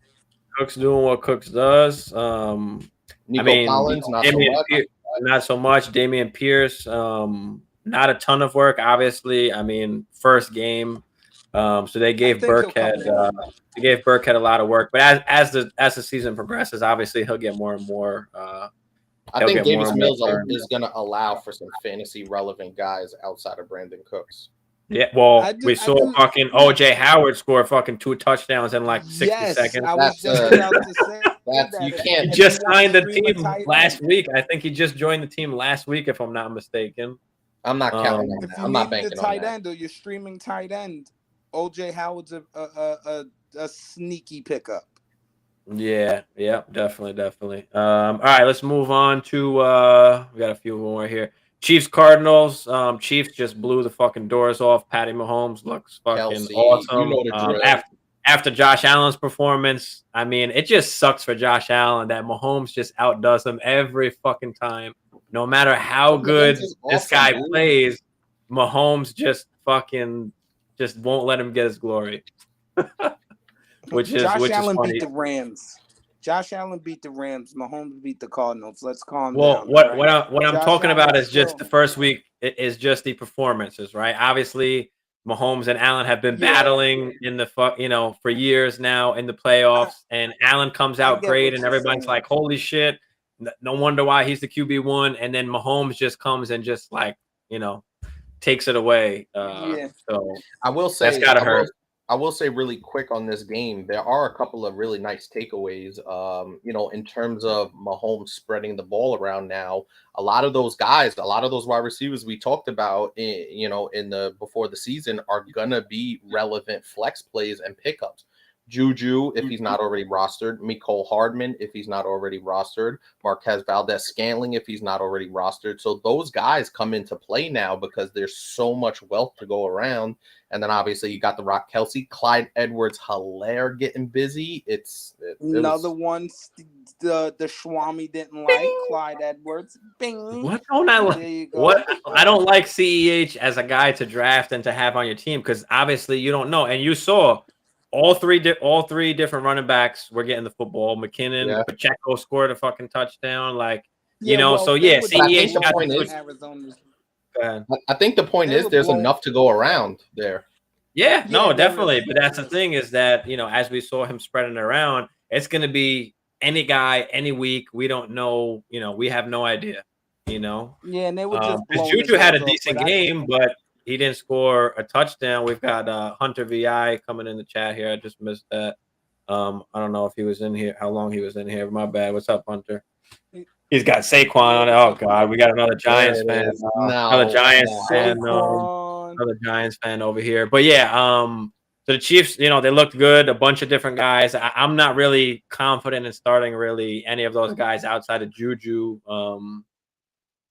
Sky Moore had a nice play as well, but yeah, that's what I'm saying. Outside of Juju, I don't know. I don't think I like anybody else to start in that wide receiver core unless you've got bye weeks or guys that are injured and you got to throw in a Mecole Hardman or an MVS. But even still, you're not like thrilled about it. You're not sure. Yeah. Yeah. I'm just saying, Kelsey obviously on the radar did his thing. Those guys are on the radar at least. Kelsey obviously did his thing. What's his name? The other tight end, Fortson or whatever the hell his name is, had a touchdown as well. Ertz was good. But yeah, Ertz had the touchdown, which kind of saved the day because I was like getting upset that Ertz wasn't getting getting targeted more. Actually, in Papa Bears, that because I was playing Kyler and Ertz, and that double whammy sunk me, and even took me out of it.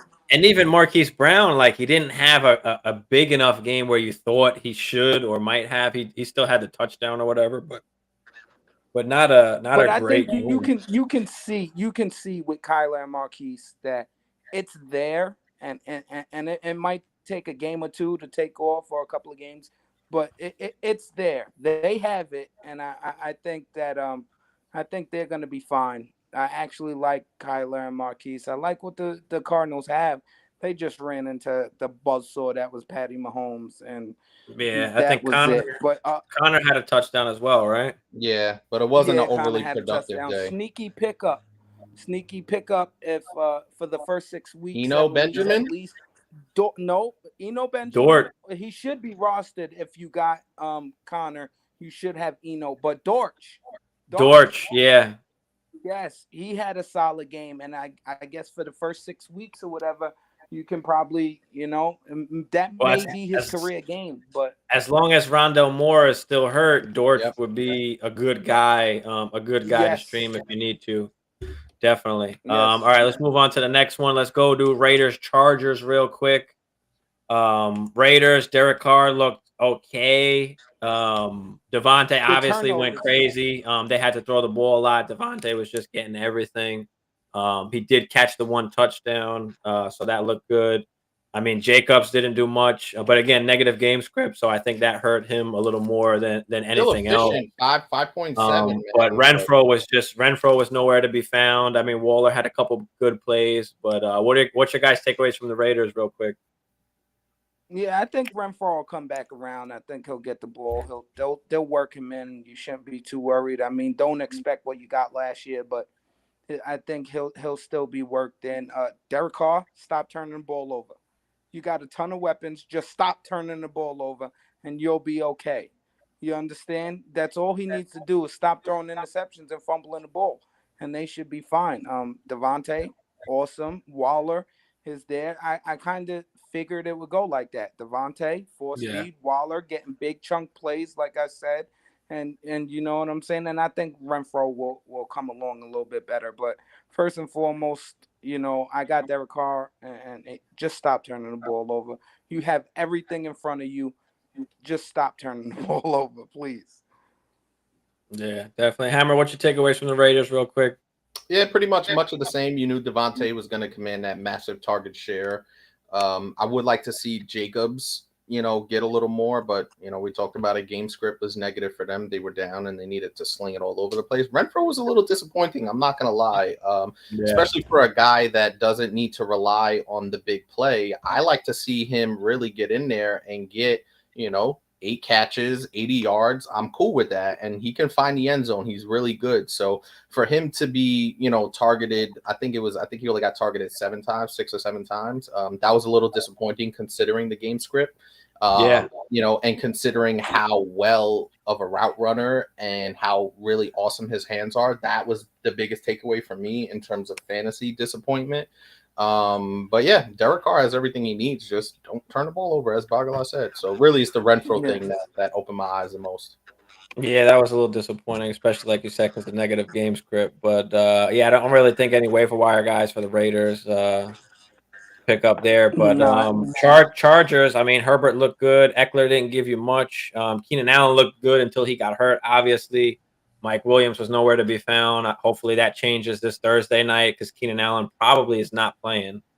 So no, he hopefully probably Mike won't Williams play. can have a big player too. But other than that, I mean, we didn't really see much out of the Chargers either. I mean, Everett had a nice catch for the touchdown. Palmer was okay, but nothing really kind of jumped out. Palmer would obviously be a good pickup this week with Keenan Allen most likely being out. But he's spreading DeAndre it Carter around. also. Herbert isn't, again, he's kind of spreading it around a little bit. So And I was looking at the final tally for Justin Herbert's numbers, and they were rock solid with 280 passing yards, 3 touchdowns. So to see Mike Williams not have a big game, Austin Eckler to not have a big game, was a little off-putting. I'm not going to worry about it that much, but to see Justin Herbert have a really good game and a lot of the key options not really cash in was a little disappointing. But they're a really good offense. They kind of remind me of Kansas City a little bit, where there's plenty to go around. So I think those guys will be fine.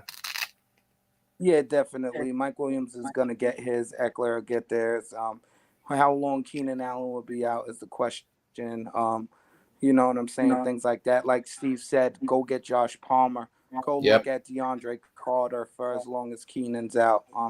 Things like that. Everett is a really good tight end that you can probably feel comfortable starting every week, and you'll probably feel like you're going to get some points out of him. So Gerald Everett, Herbert's going to spread the ball around. He's great. He's awesome. So, I think the Chargers had a decent game, but that could have got ugly quick. And credit to the Raiders defense. all right, yeah. We got a question here from Brett. Traded Zeke, Julio Jones, and Lockett for CD, Deontay, and Damian Harris in PPR with Eckler and Mixon as his running back. So he had Eckler and Mixon. I don't mind giving up Zeke, or Jones or Lockett really.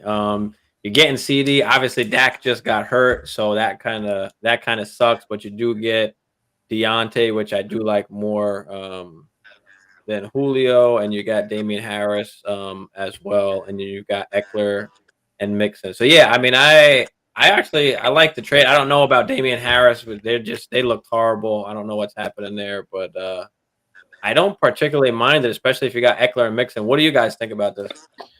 What jumps out real quick, Bagala, I'll let you jump in. My biggest takeaway is really giving up Julio Jones, just from the standpoint of Godwin's out now. Yeah. So Julio really has a big opportunity, and I'm pretty sure we're talking about redraft here. So I think Julio's value, as long as he stays healthy, I know that's the big caveat, but I think his target share is going to go up, and they were running the football with him on some jet sweeps and giving it to him out of the backfield. So that's another element. How long he could hold up is the big key, but I think Julio's value takes a little bit of a tick up as long as Godwin's out. Yeah, that's true. Yeah, I would say the one thing about CD real quick is I don't mind getting CD is that you'll have him for the end of the season, when Dak comes back. So I'd much rather have him than Julio. Zeke, I don't mind really dumping off with the guys that you have. But go ahead, Bagala. What do you think about this, Bagala? Yeah, I mean, he gets the best play in the trade, which is CD Lamb. He gets another guy with Deontay. Both are probably going to be the number one wide receivers on the team. Damian Harris, you just never know. You can spot play him. I like the trade for him. You know what I'm saying? And it's a good trade for him. On the back end, I think that other manager, he panicked. And he panicked and he traded CD and Deontay just to get Zeke, thinking that the Cowboys are going to run the ball. And probably saw Julio had a big game. And saw Julio had a big game. So, but the thing is, if you're counting on Julio to stay healthy, I hear you. I don't know about that. I hear you, man. So I think that was a good trade for him. Yeah, I like to trade as well. So I like to trade. Bagala likes to trade. Hammer, do you like the overall trade? I know you were saying, about Julio. Yeah, I'm okay with it. I mean, because he has Eckler and Mixon, I'm okay with giving up Zeke. And if you're acquiring CD, you brought up a good point that kind of swayed me to liking the trade in terms of having CD Lamb down the stretch for a playoff run.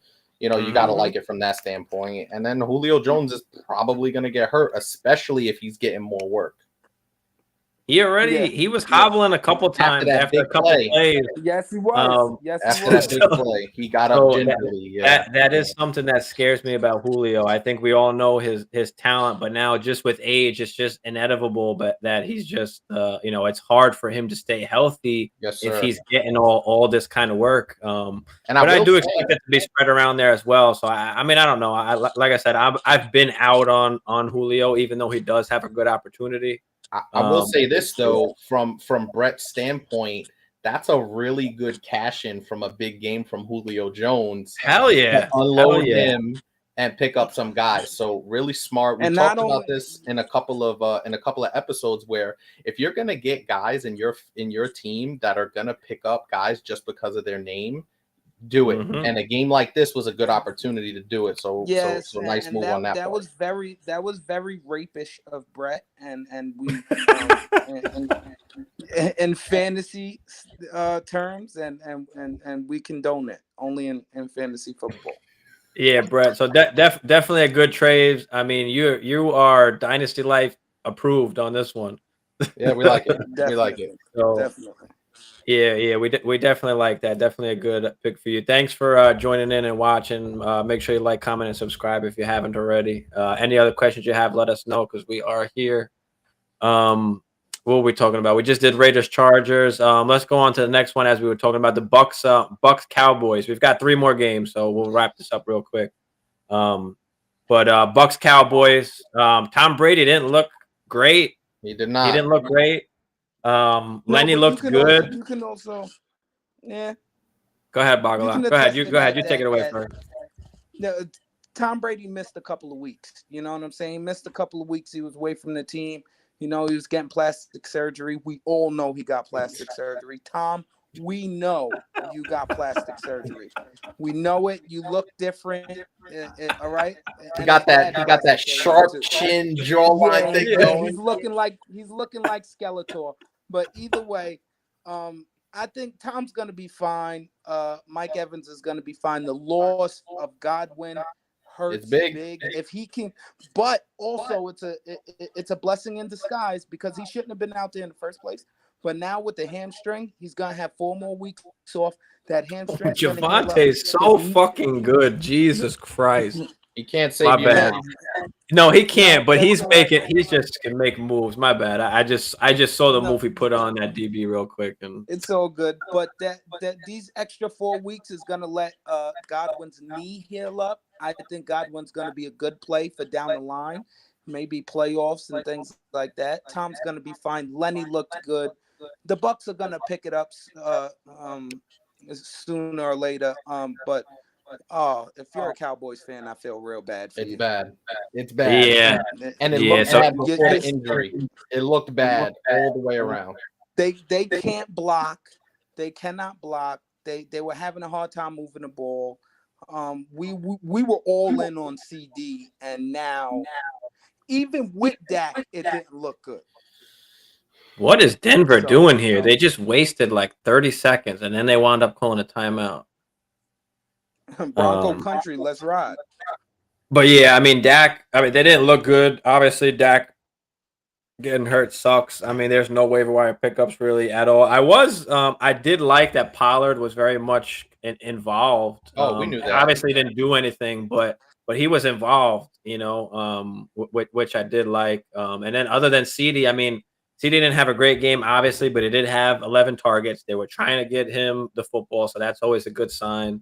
But, yeah, nobody else really at all. I mean, Noah Brown had a decent game. He could be a little waiver wire pickup, but still, you don't really want that now with Dak not there. I don't know. One sleeper for the Buccaneers as a waiver wire pickup now that, you know, Julio, you don't know when he's going to turn it in. Russell Gage, he should be drafted. But if you go a little deeper, remember the name Jalen Darden. Remember the name Jaden Darden. Just that's a deep sleeper. If you got a 14-team, 16-team league, if you go real deep, he might be somebody you want to take a flyer on. just in case Julio goes down or Russell Gage doesn't come back, and and things doesn't work out. Jalen Darden is a name for the Bucks that you should be looking at. Yeah. All right. We got 2 more games here. Let's go into as this field goal is being kicked. He made it? No, he missed. Oh my goodness. Bronco Country, let's ride. Bronco Country going down. That's wild. Javante, 11 fucking catches. Jesus. All right. Packers Vikings real quick. My boys taking it to Aaron. Taking it to Aaron. Look at his face, Steve. Made him just fucking whine on the bench. I think he had Devontae on speed dial. He was like, bro, this is what they left me with. And you saw lucky Christian Watson dropped that pass. I was just gonna say, and you saw Watson dropped that fucking pass. I knew the game was Aaron Rodgers on the bench it. he was fucking pissed. I don't know if you guys saw what he said, something with the offensive coordinator. I don't even know what it was, but he looked just livid. He got me with these fucking what guys. He said was, "I'm surrounded by fucking children." That's what he said. So yeah, I mean, rough game for Aaron Rodgers. Nobody looked good there. I mean, Aaron Jones, if you had him, you were disappointed. He didn't get the ball as much as he should have. Even AJ Dillon, I mean, he wound up with a touchdown. But again, it just didn't look great. Nothing looked great. The Vikings looked awesome. Kirk Cousins did his thing. Dalvin Cook had a great day. Didn't get in the end zone, but obviously he's getting the ball. JJ, just insane first game. We look wide awesome. Open. Wide open. Just wide open. And there was one play he caught the ball. He caught the ball one play on the touchdown, and he couldn't believe that there was nobody there. It wasn't a Green Bay Packer 20 yards next to him. Wide open. They were getting gashed. Aaron's not happy. They need to fix some things in Green Bay. They need to run the ball. They need to do something, anything. The fossilized carcass of Randall Cobb is not going to get it done. No. Sammy Watkins is not going to get it done. They need to go back to the drawing board. It was a negative game script. They got behind. They couldn't really run the ball like they want to. So you can understand why those running backs. But after Christian Watson dropped that pass, Aaron Rodgers checked out. Me and Polish spoke about it. There's a rumor going around that Aaron Rodgers lost this game on purpose to prove a point as to why he needs wide receivers. I saw a meme that showed last year when they got blown out first week, and they were like, Aaron Rodgers just makes week 1 a bye week.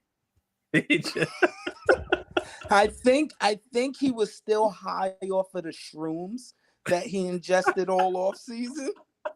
He's on that kumbaya shit, but when it comes to rookie wide receivers, he can't deal. Yeah, but Hammer, let's see what you got to say about your pack here. I think when the final tally goes in, I think Aaron will be a QB1 by the season's end. I don't know how he's going to get there.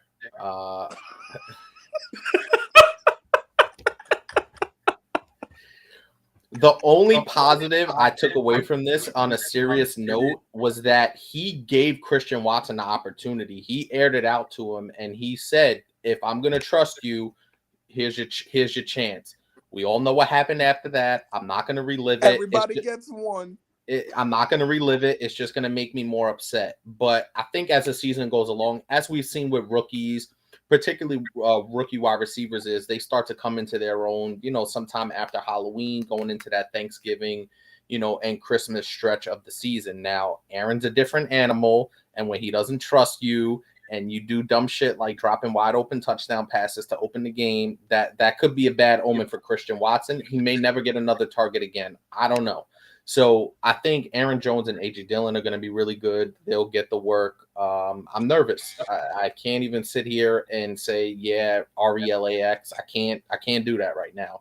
I think Aaron will be good enough to be, a top 12 quarterback if you're in a 12 quarterback league. But I'm a little nervous. Randall Cobb, no. Sammy Watkins, no. Romeo Dubes, I don't know. Christian Watson, I don't know. Alan Lazard, if we're waiting on Alan Lazard to ride in on the white horse and save the day, we could be in trouble. So I'm gonna leave it there because I feel my armpits getting sweaty again. So I'm gonna leave it there and say I think the Packers will be okay fantasy wise. Aaron Rodgers, I think you still plug Lazard in when he gets there because I think he does trust Lazard, and there's something to say about that. Aaron Jones, AJ Dillon, Robert Tanyan, I think he'll get some more work as we go along. I think Robert Tanyan is a good streaming tight end, and I think as the season goes on.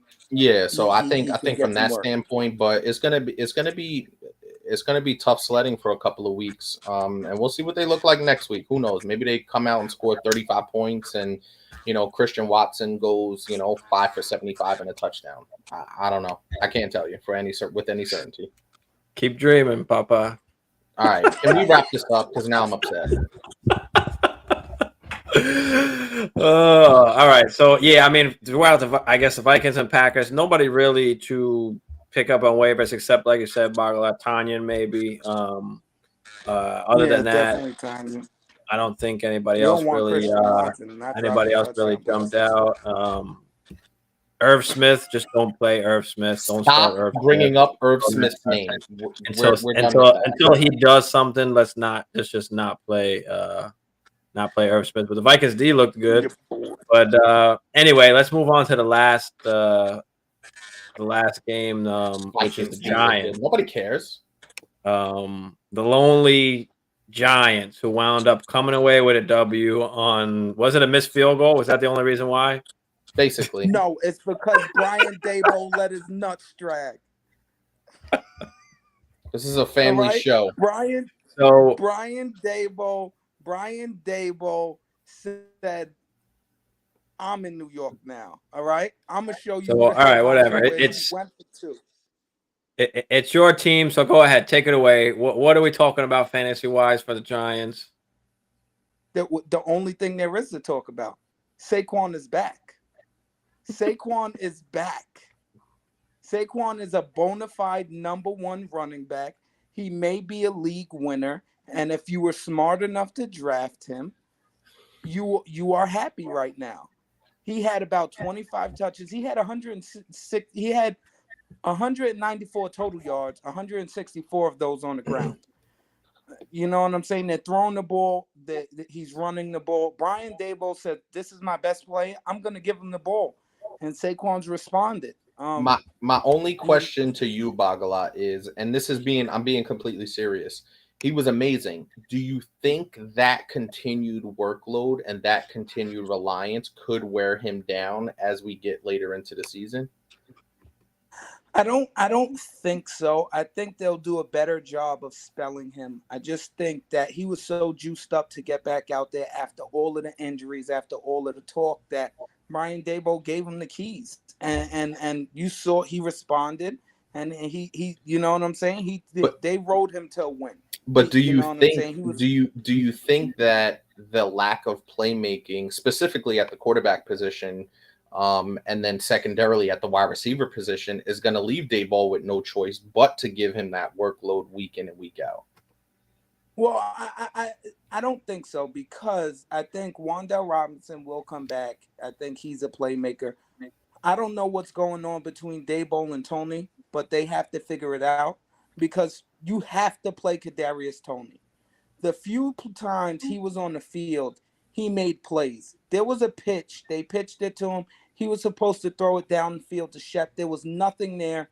He didn't throw it. He should have been stopped in the backfield for about a 5 to 6 yard loss. He wiggled out and he gained 7 yards. You understand? He's a playmaker. So if you have Tony on your team, wait. They have no choice but to play him. And Shep got wiggled open. Shep looked good. So I think it's going to be Tony, Shep, and Saquon. And I just, I think Daboll is a little bit more creative. He's going to find ways to get Saquon the ball. I don't think he breaks down. I think he's raring to go. I think they're going to spell him enough with Matt Breida just to give him his breathers. And I think that they're going to be smart enough with him. But Saquon's back. He's an RB1, and you might be looking at the overall RB1 this year. He's a league winner. Sorry. Yeah, I mean, And if on top you of if you that, drafted him in the right spot in the second round, then yeah, you're fucking thrilled about you're thrilled about having Saquon. But again, like Cameron said, does it continue? Does it wind up wearing him down over time? We just don't know. I think it's going to continue. I mean, So he's their only playmaker, so I think it's going to continue. oh, without a doubt. And I hopefully Daniel Jones gets better. Stop turning the ball over in the fucking in the red zone. As long as Daniel Jones is competent, you shouldn't be worried about Saquon. Once Daniel Jones starts, but even if he starts turning the ball over and things like that, I think they go right to Tyrod Taylor. And I think honestly, Tyrod Taylor with Saquon in the backfield is like a better fit for the Giants going forward. Might be a better option for the offense as a whole. He's a better option, and he doesn't turn the ball over. But if you got Saquon, I got Saquon in Dynasty. I wrote him to win this week. I'm coming. I'm coming. So I guess would Shepard be a waiver wire pickup? I would like to pick up Shep. Yeah, I think Shep is the receiver that Daniel Jones looks for the most when he's Who is this Richie James? Reggie James. He's Richie just the guy James. that they picked up. He used to play for San Francisco. He got a few looks, I wouldn't say he's a waiver wire pickup right now. Maybe in deeper formats, deeper leagues, you might look for a Reggie James. But I think Shep should be out there.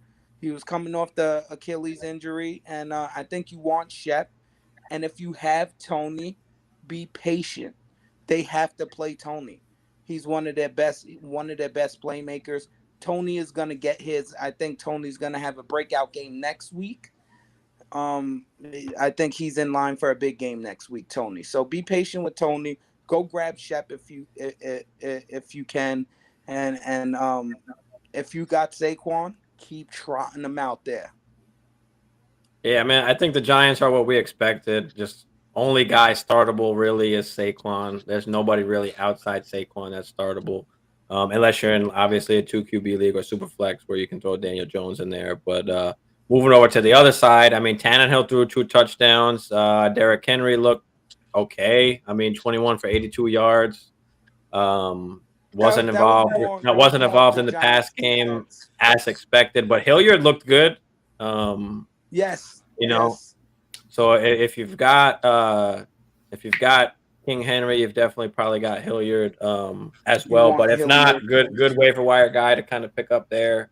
Kyle Phillips looked good as well. Another waiver wire guy for Tennessee is the rookie Kyle Phillips. He got about 9 targets. He scored 10 points. He'll be a good guy to pick up. Treylon Burks looked good. I think Woods will be okay. Like 2 targets. I was never on Woods to begin with. I kept saying don't even bother with Woods, but he came back. Earlier than expected. I think he'll be okay. And don't panic with Derrick Henry either. King Henry is going to be just fine. He just ran into a really good defense. You cannot help it. Sometimes you run into, good schemes. Defenses are going to stop you. He did have 80 yards. He just didn't break that big one. Yeah, I mean, he only had 21 carries. Usually he's got fucking 35. So yeah. So don't panic on Henry. He'll be good. Phillips is a good waiver wire pickup, and I don't know about Woods, but I'll still wait on Woods. If I should have him on. If anybody has them on their bench, he shouldn't be starting for anybody. No. But no, I will say that Austin Hooper was a little bit surprised. I expected him to be a little bit more involved, especially without like AJ Brown there anymore. But Hammer, what do you think about the Titans over here? Nothing really jumps out to me. I mean, other than Henry, their offense looks a little stagnant. You know what I mean? And it's obviously the loss of AJ Brown is massive. Treylon Burks Is he going to emerge as that guy? Robert Woods unspectacular. So it's one of those situations where it's like really Henry. I do like Woods. Over the course of a season to get some work. It feels like Tannehill's kind of at the end of the line here now. He kind of reached his peak in terms of fantasy relevance. With Tennessee, but yeah, and even Henry. 16 for 80 or whatever he had, 82 yards. Sounds 21, like 21 for 82 sounds like a solid game, but by his standards, it's not. And he didn't get a touchdown. And especially against but let's remember last year, week 1, he scored 10 points. That following week, I'm not exploded for 49. No, So, I'm not panicking. I'm not. Yeah. No. I know. I'm saying I'm not panicking. I'm just saying in a vacuum from a single game perspective, if Henry's a first round pick, so you didn't get first round value in that game when you need him to win you games. Like that's just the bottom line. And him giving you 82 yards and no touchdowns is not going to win you games. Not helping. No receiving work in the passing game. So from that standpoint, you drafted him to win you games and carry you on most weeks. So that was disappointing. He'll get it going. I'm not worried about him. But just for this game specifically, that was just a little bit of a disappointment in a vacuum. Yeah. I see that too. But also, if Tennessee loses a couple of games here to start the season, people should, if you want to take a flyer, go pick up Malik Willis, because if they start losing games, Malik Willis might come in and he can really run the ball. You know what I'm saying? Yeah. And rushing upside with a quarterback. They might look for that dynamic, kind of like the transition from Flacco to Lamar. Yeah, I don't think they want to do that yet. Yeah, I don't think they want to do that yet, or they're ready to. I think they still want, Willis to, sit behind and just, but grow Steve, and learn and shit. 0-4, but, all of that's out the window. Well, I think the biggest thing. I think the biggest thing is that Tannehill, he didn't lose you the game. He didn't do bad. I mean, he had 2 touchdowns, 266 yards. And I just don't know if he's not playing bad, how much force they'll be into playing, Malik Willis. Well, I think too, as Bagala said, if they find themselves 1-5, why not? Absolutely. That's the flip side part of it is, do we just get him in and start, giving him the reps and see kind of, what we have. I mean, we've seen already that he's a dynamic player. He can give you the sidearm throw. I mean, he can run the football, he can make plays, but more importantly, like people are just excited just to see him. They want that excitement, Yeah.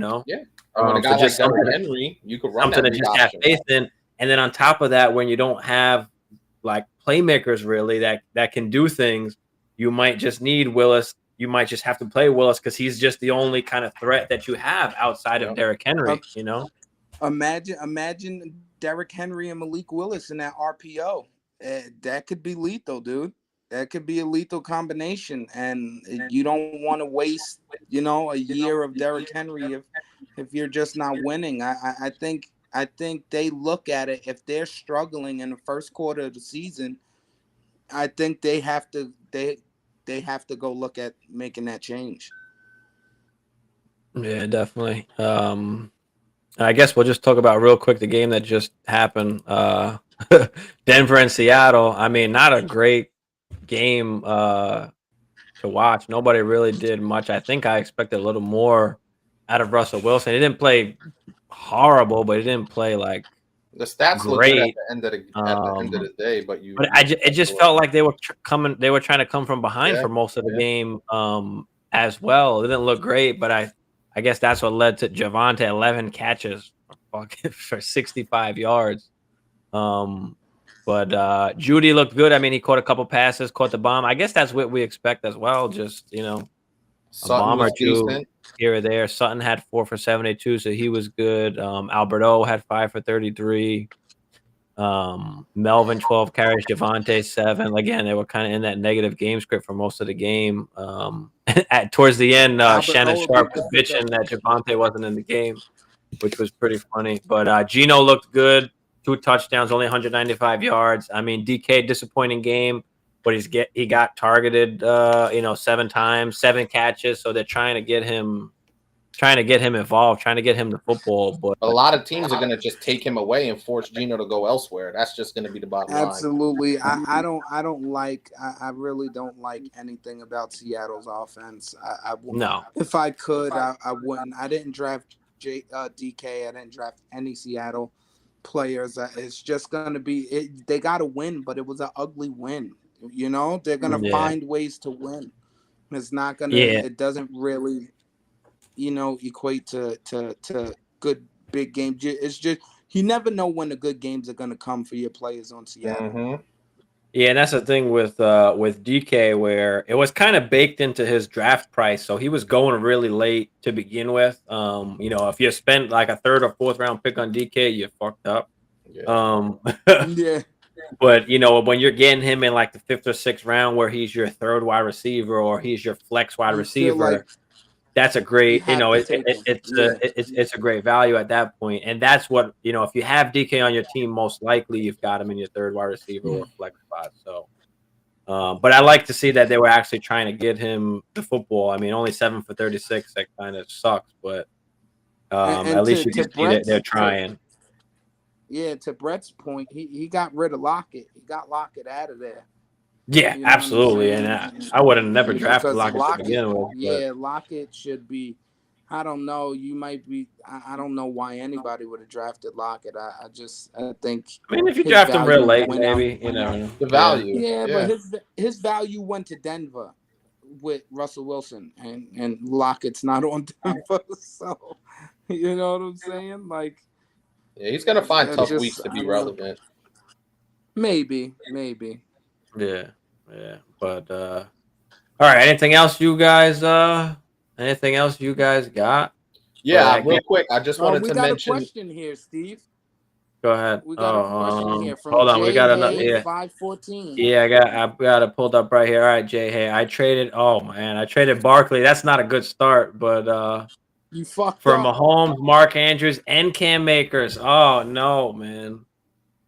All right, question. I have to question this. How do you have Barkley, CMC, and Swift on the same team?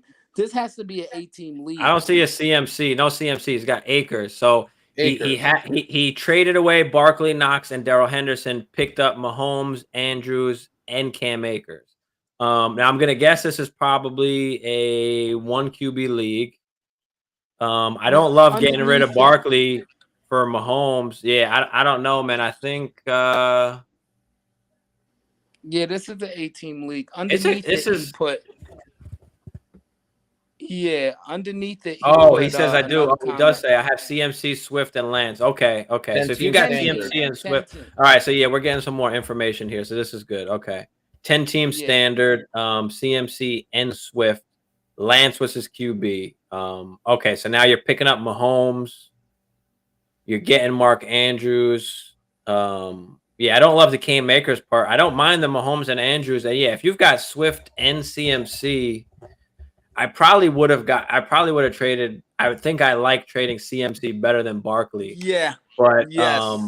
I was gonna say But yeah, Mahomes is a great one to get, and you're getting Andrews, and being that you do have CMC and Swift, I'm actually not mad at it now that you gave a little bit more context of who you have on your squad, because originally I don't like it, but since you do have CMC and Swift, I guess Barkley, I mean, you could give up. Again, I don't like it. I would have rather gave up CMC, but what do you guys think?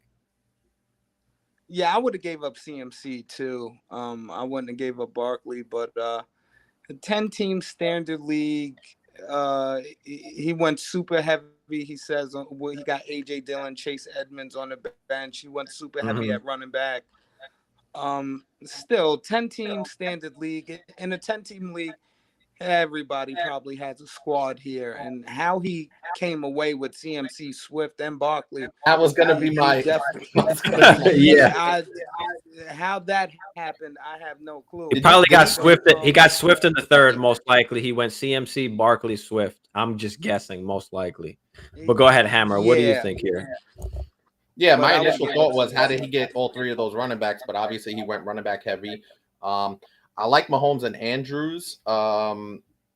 It's really tough to be honest because I want to see how the rest of the season plays out, and obviously the rest of the season is going to determine whether the trade was good or not. But just on the surface, because when you look at it, you're like Barkley had a better game than CMC, so obviously you could just rush to judgment and say you should have traded CMC. But I would have kept Christian McCaffrey if I have him. I probably wouldn't have traded any of those running backs, either any of those three running backs, and probably tried to get a lesser quarterback and keep all of those running backs.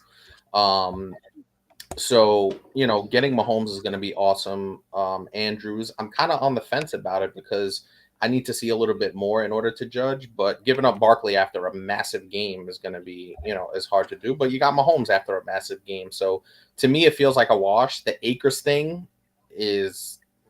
I'm super nervous about that. We talked about this. Yeah, I think with the guys he has, that's just a wash. I don't think Henderson or Akers even matters Yeah. in this deal, right? I No, think it's just a and wash. You're Stevie B approved on this one because you're getting Patrick Mahomes, which is a top 3, top 5 QB, and you're my also getting Andrews, which is a top 3 tight end. So you're solidifying top guys at that position, and you do still have CMC. You've got Swift, and you've got AJ Dillon and Chase Edmonds as well. So even though I don't love giving up Barkley, you're approved by me on this one. I like this trade. And I kind of like it too, and I will like to stamp this with Bagala's stamp of hashtag.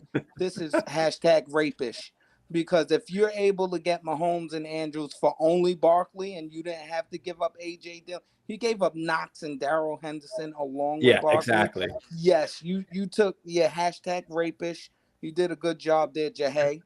And good job, Jay. Hey, you got the approval. Yes, you should be going to fantasy. We need to you got 2 stamps. Hammer, what's the deal? What are you doing here? Yeah, you dropped the hammer on this one.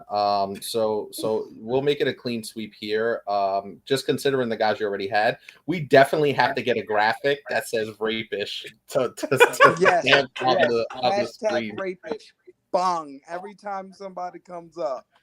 Yeah, but thanks for the question, Jay. Hey, thanks for jumping in here. Like, comment, and subscribe if you haven't already. So definitely check that out. We are with Fantasy Football Network now as well, so check them out on Instagram and YouTube as well. But anything else you got, throw it out at us, Jay. Hey, but yeah. So are you approving this as well now, Hammer? Oh yeah. He dropped the hammer. He got the hammer's approval. It's good work. Patrick Mahomes is going to be awesome. Yeah. So we got 3 stamps. You're approved. You're approved. Definitely a good move. And thanks for giving the extra content towards it, because saying that it's a 10-team standard, telling us who the other guys you have are always important. When it comes to these trade kind of things, because when you're talking about a 12-team or a 14-team, that trade might not be as good in those different kind of leagues. More spread out. Yeah. Thank you, man. Thanks for liking and subscribing, man. We appreciate you. You can follow us on Instagram as well at Dynasty Life Fantasy. But yeah, you guys got anything else you want to throw in here before we head off? Nah, dude, I'm super excited about this Thursday night game. Oh my god. Yeah. We're getting Chiefs Chargers. That's a fantasy manager's dream. So looking forward to that. It really is. I don't think I have anybody going in that game, but I'm gonna watch it. And Giants all the way, Packers again. You're gonna regret that. You're gonna regret that. Oh shit. All right, so we'll see y'all next week. We'll do another show on Monday night, just same kind of thing, going over everything, going over some waiver wire pickups, any questions y'all have, and I like just a kind of full overview of everything, so we could try and do this. One more quick tidbit. Steve, I took you down. It felt good. Thank you. You did. I was hoping Javonte could come away with a touchdown. Obviously, I didn't have enough, but I put up points in that league, bro. We if I play more than half of the other squads in that league, I come away with the win. But it's all right. It's all good. We put up points, so I'm not disappointed in my team's performance. So we had a good performance. So it was really Patrick Mahomes. That's about all you had. Well, I mean, all you had was Cup and fucking what's his name too, so we could keep going on about that all day. Burrow was solid. Jarvis showed up. Yeah, well, you relied on your two big guns, fucking Cup and Chase with 30 pointers each. So if that doesn't happen, obviously it's a different game. But shit happens. It is what it is. I'm not mad about it. I'll take it. It's all good. It's a good week, man. This is exciting. Yeah. I missed it. All right, so yeah, let's wrap this up. We'll see y'all next week. I'll probably get on during the week as well. I got to figure out a kind of schedule for some different shows and stuff. Bagalot's coming with something. I can see he's thinking. He's thinking about the wheels are already spinning. got it locked and Yeah, loaded. all right. Any last second throws and any last second shenanigans solid. before we end this? Solid. Yeah. Mom, the meatloaf. Fuck.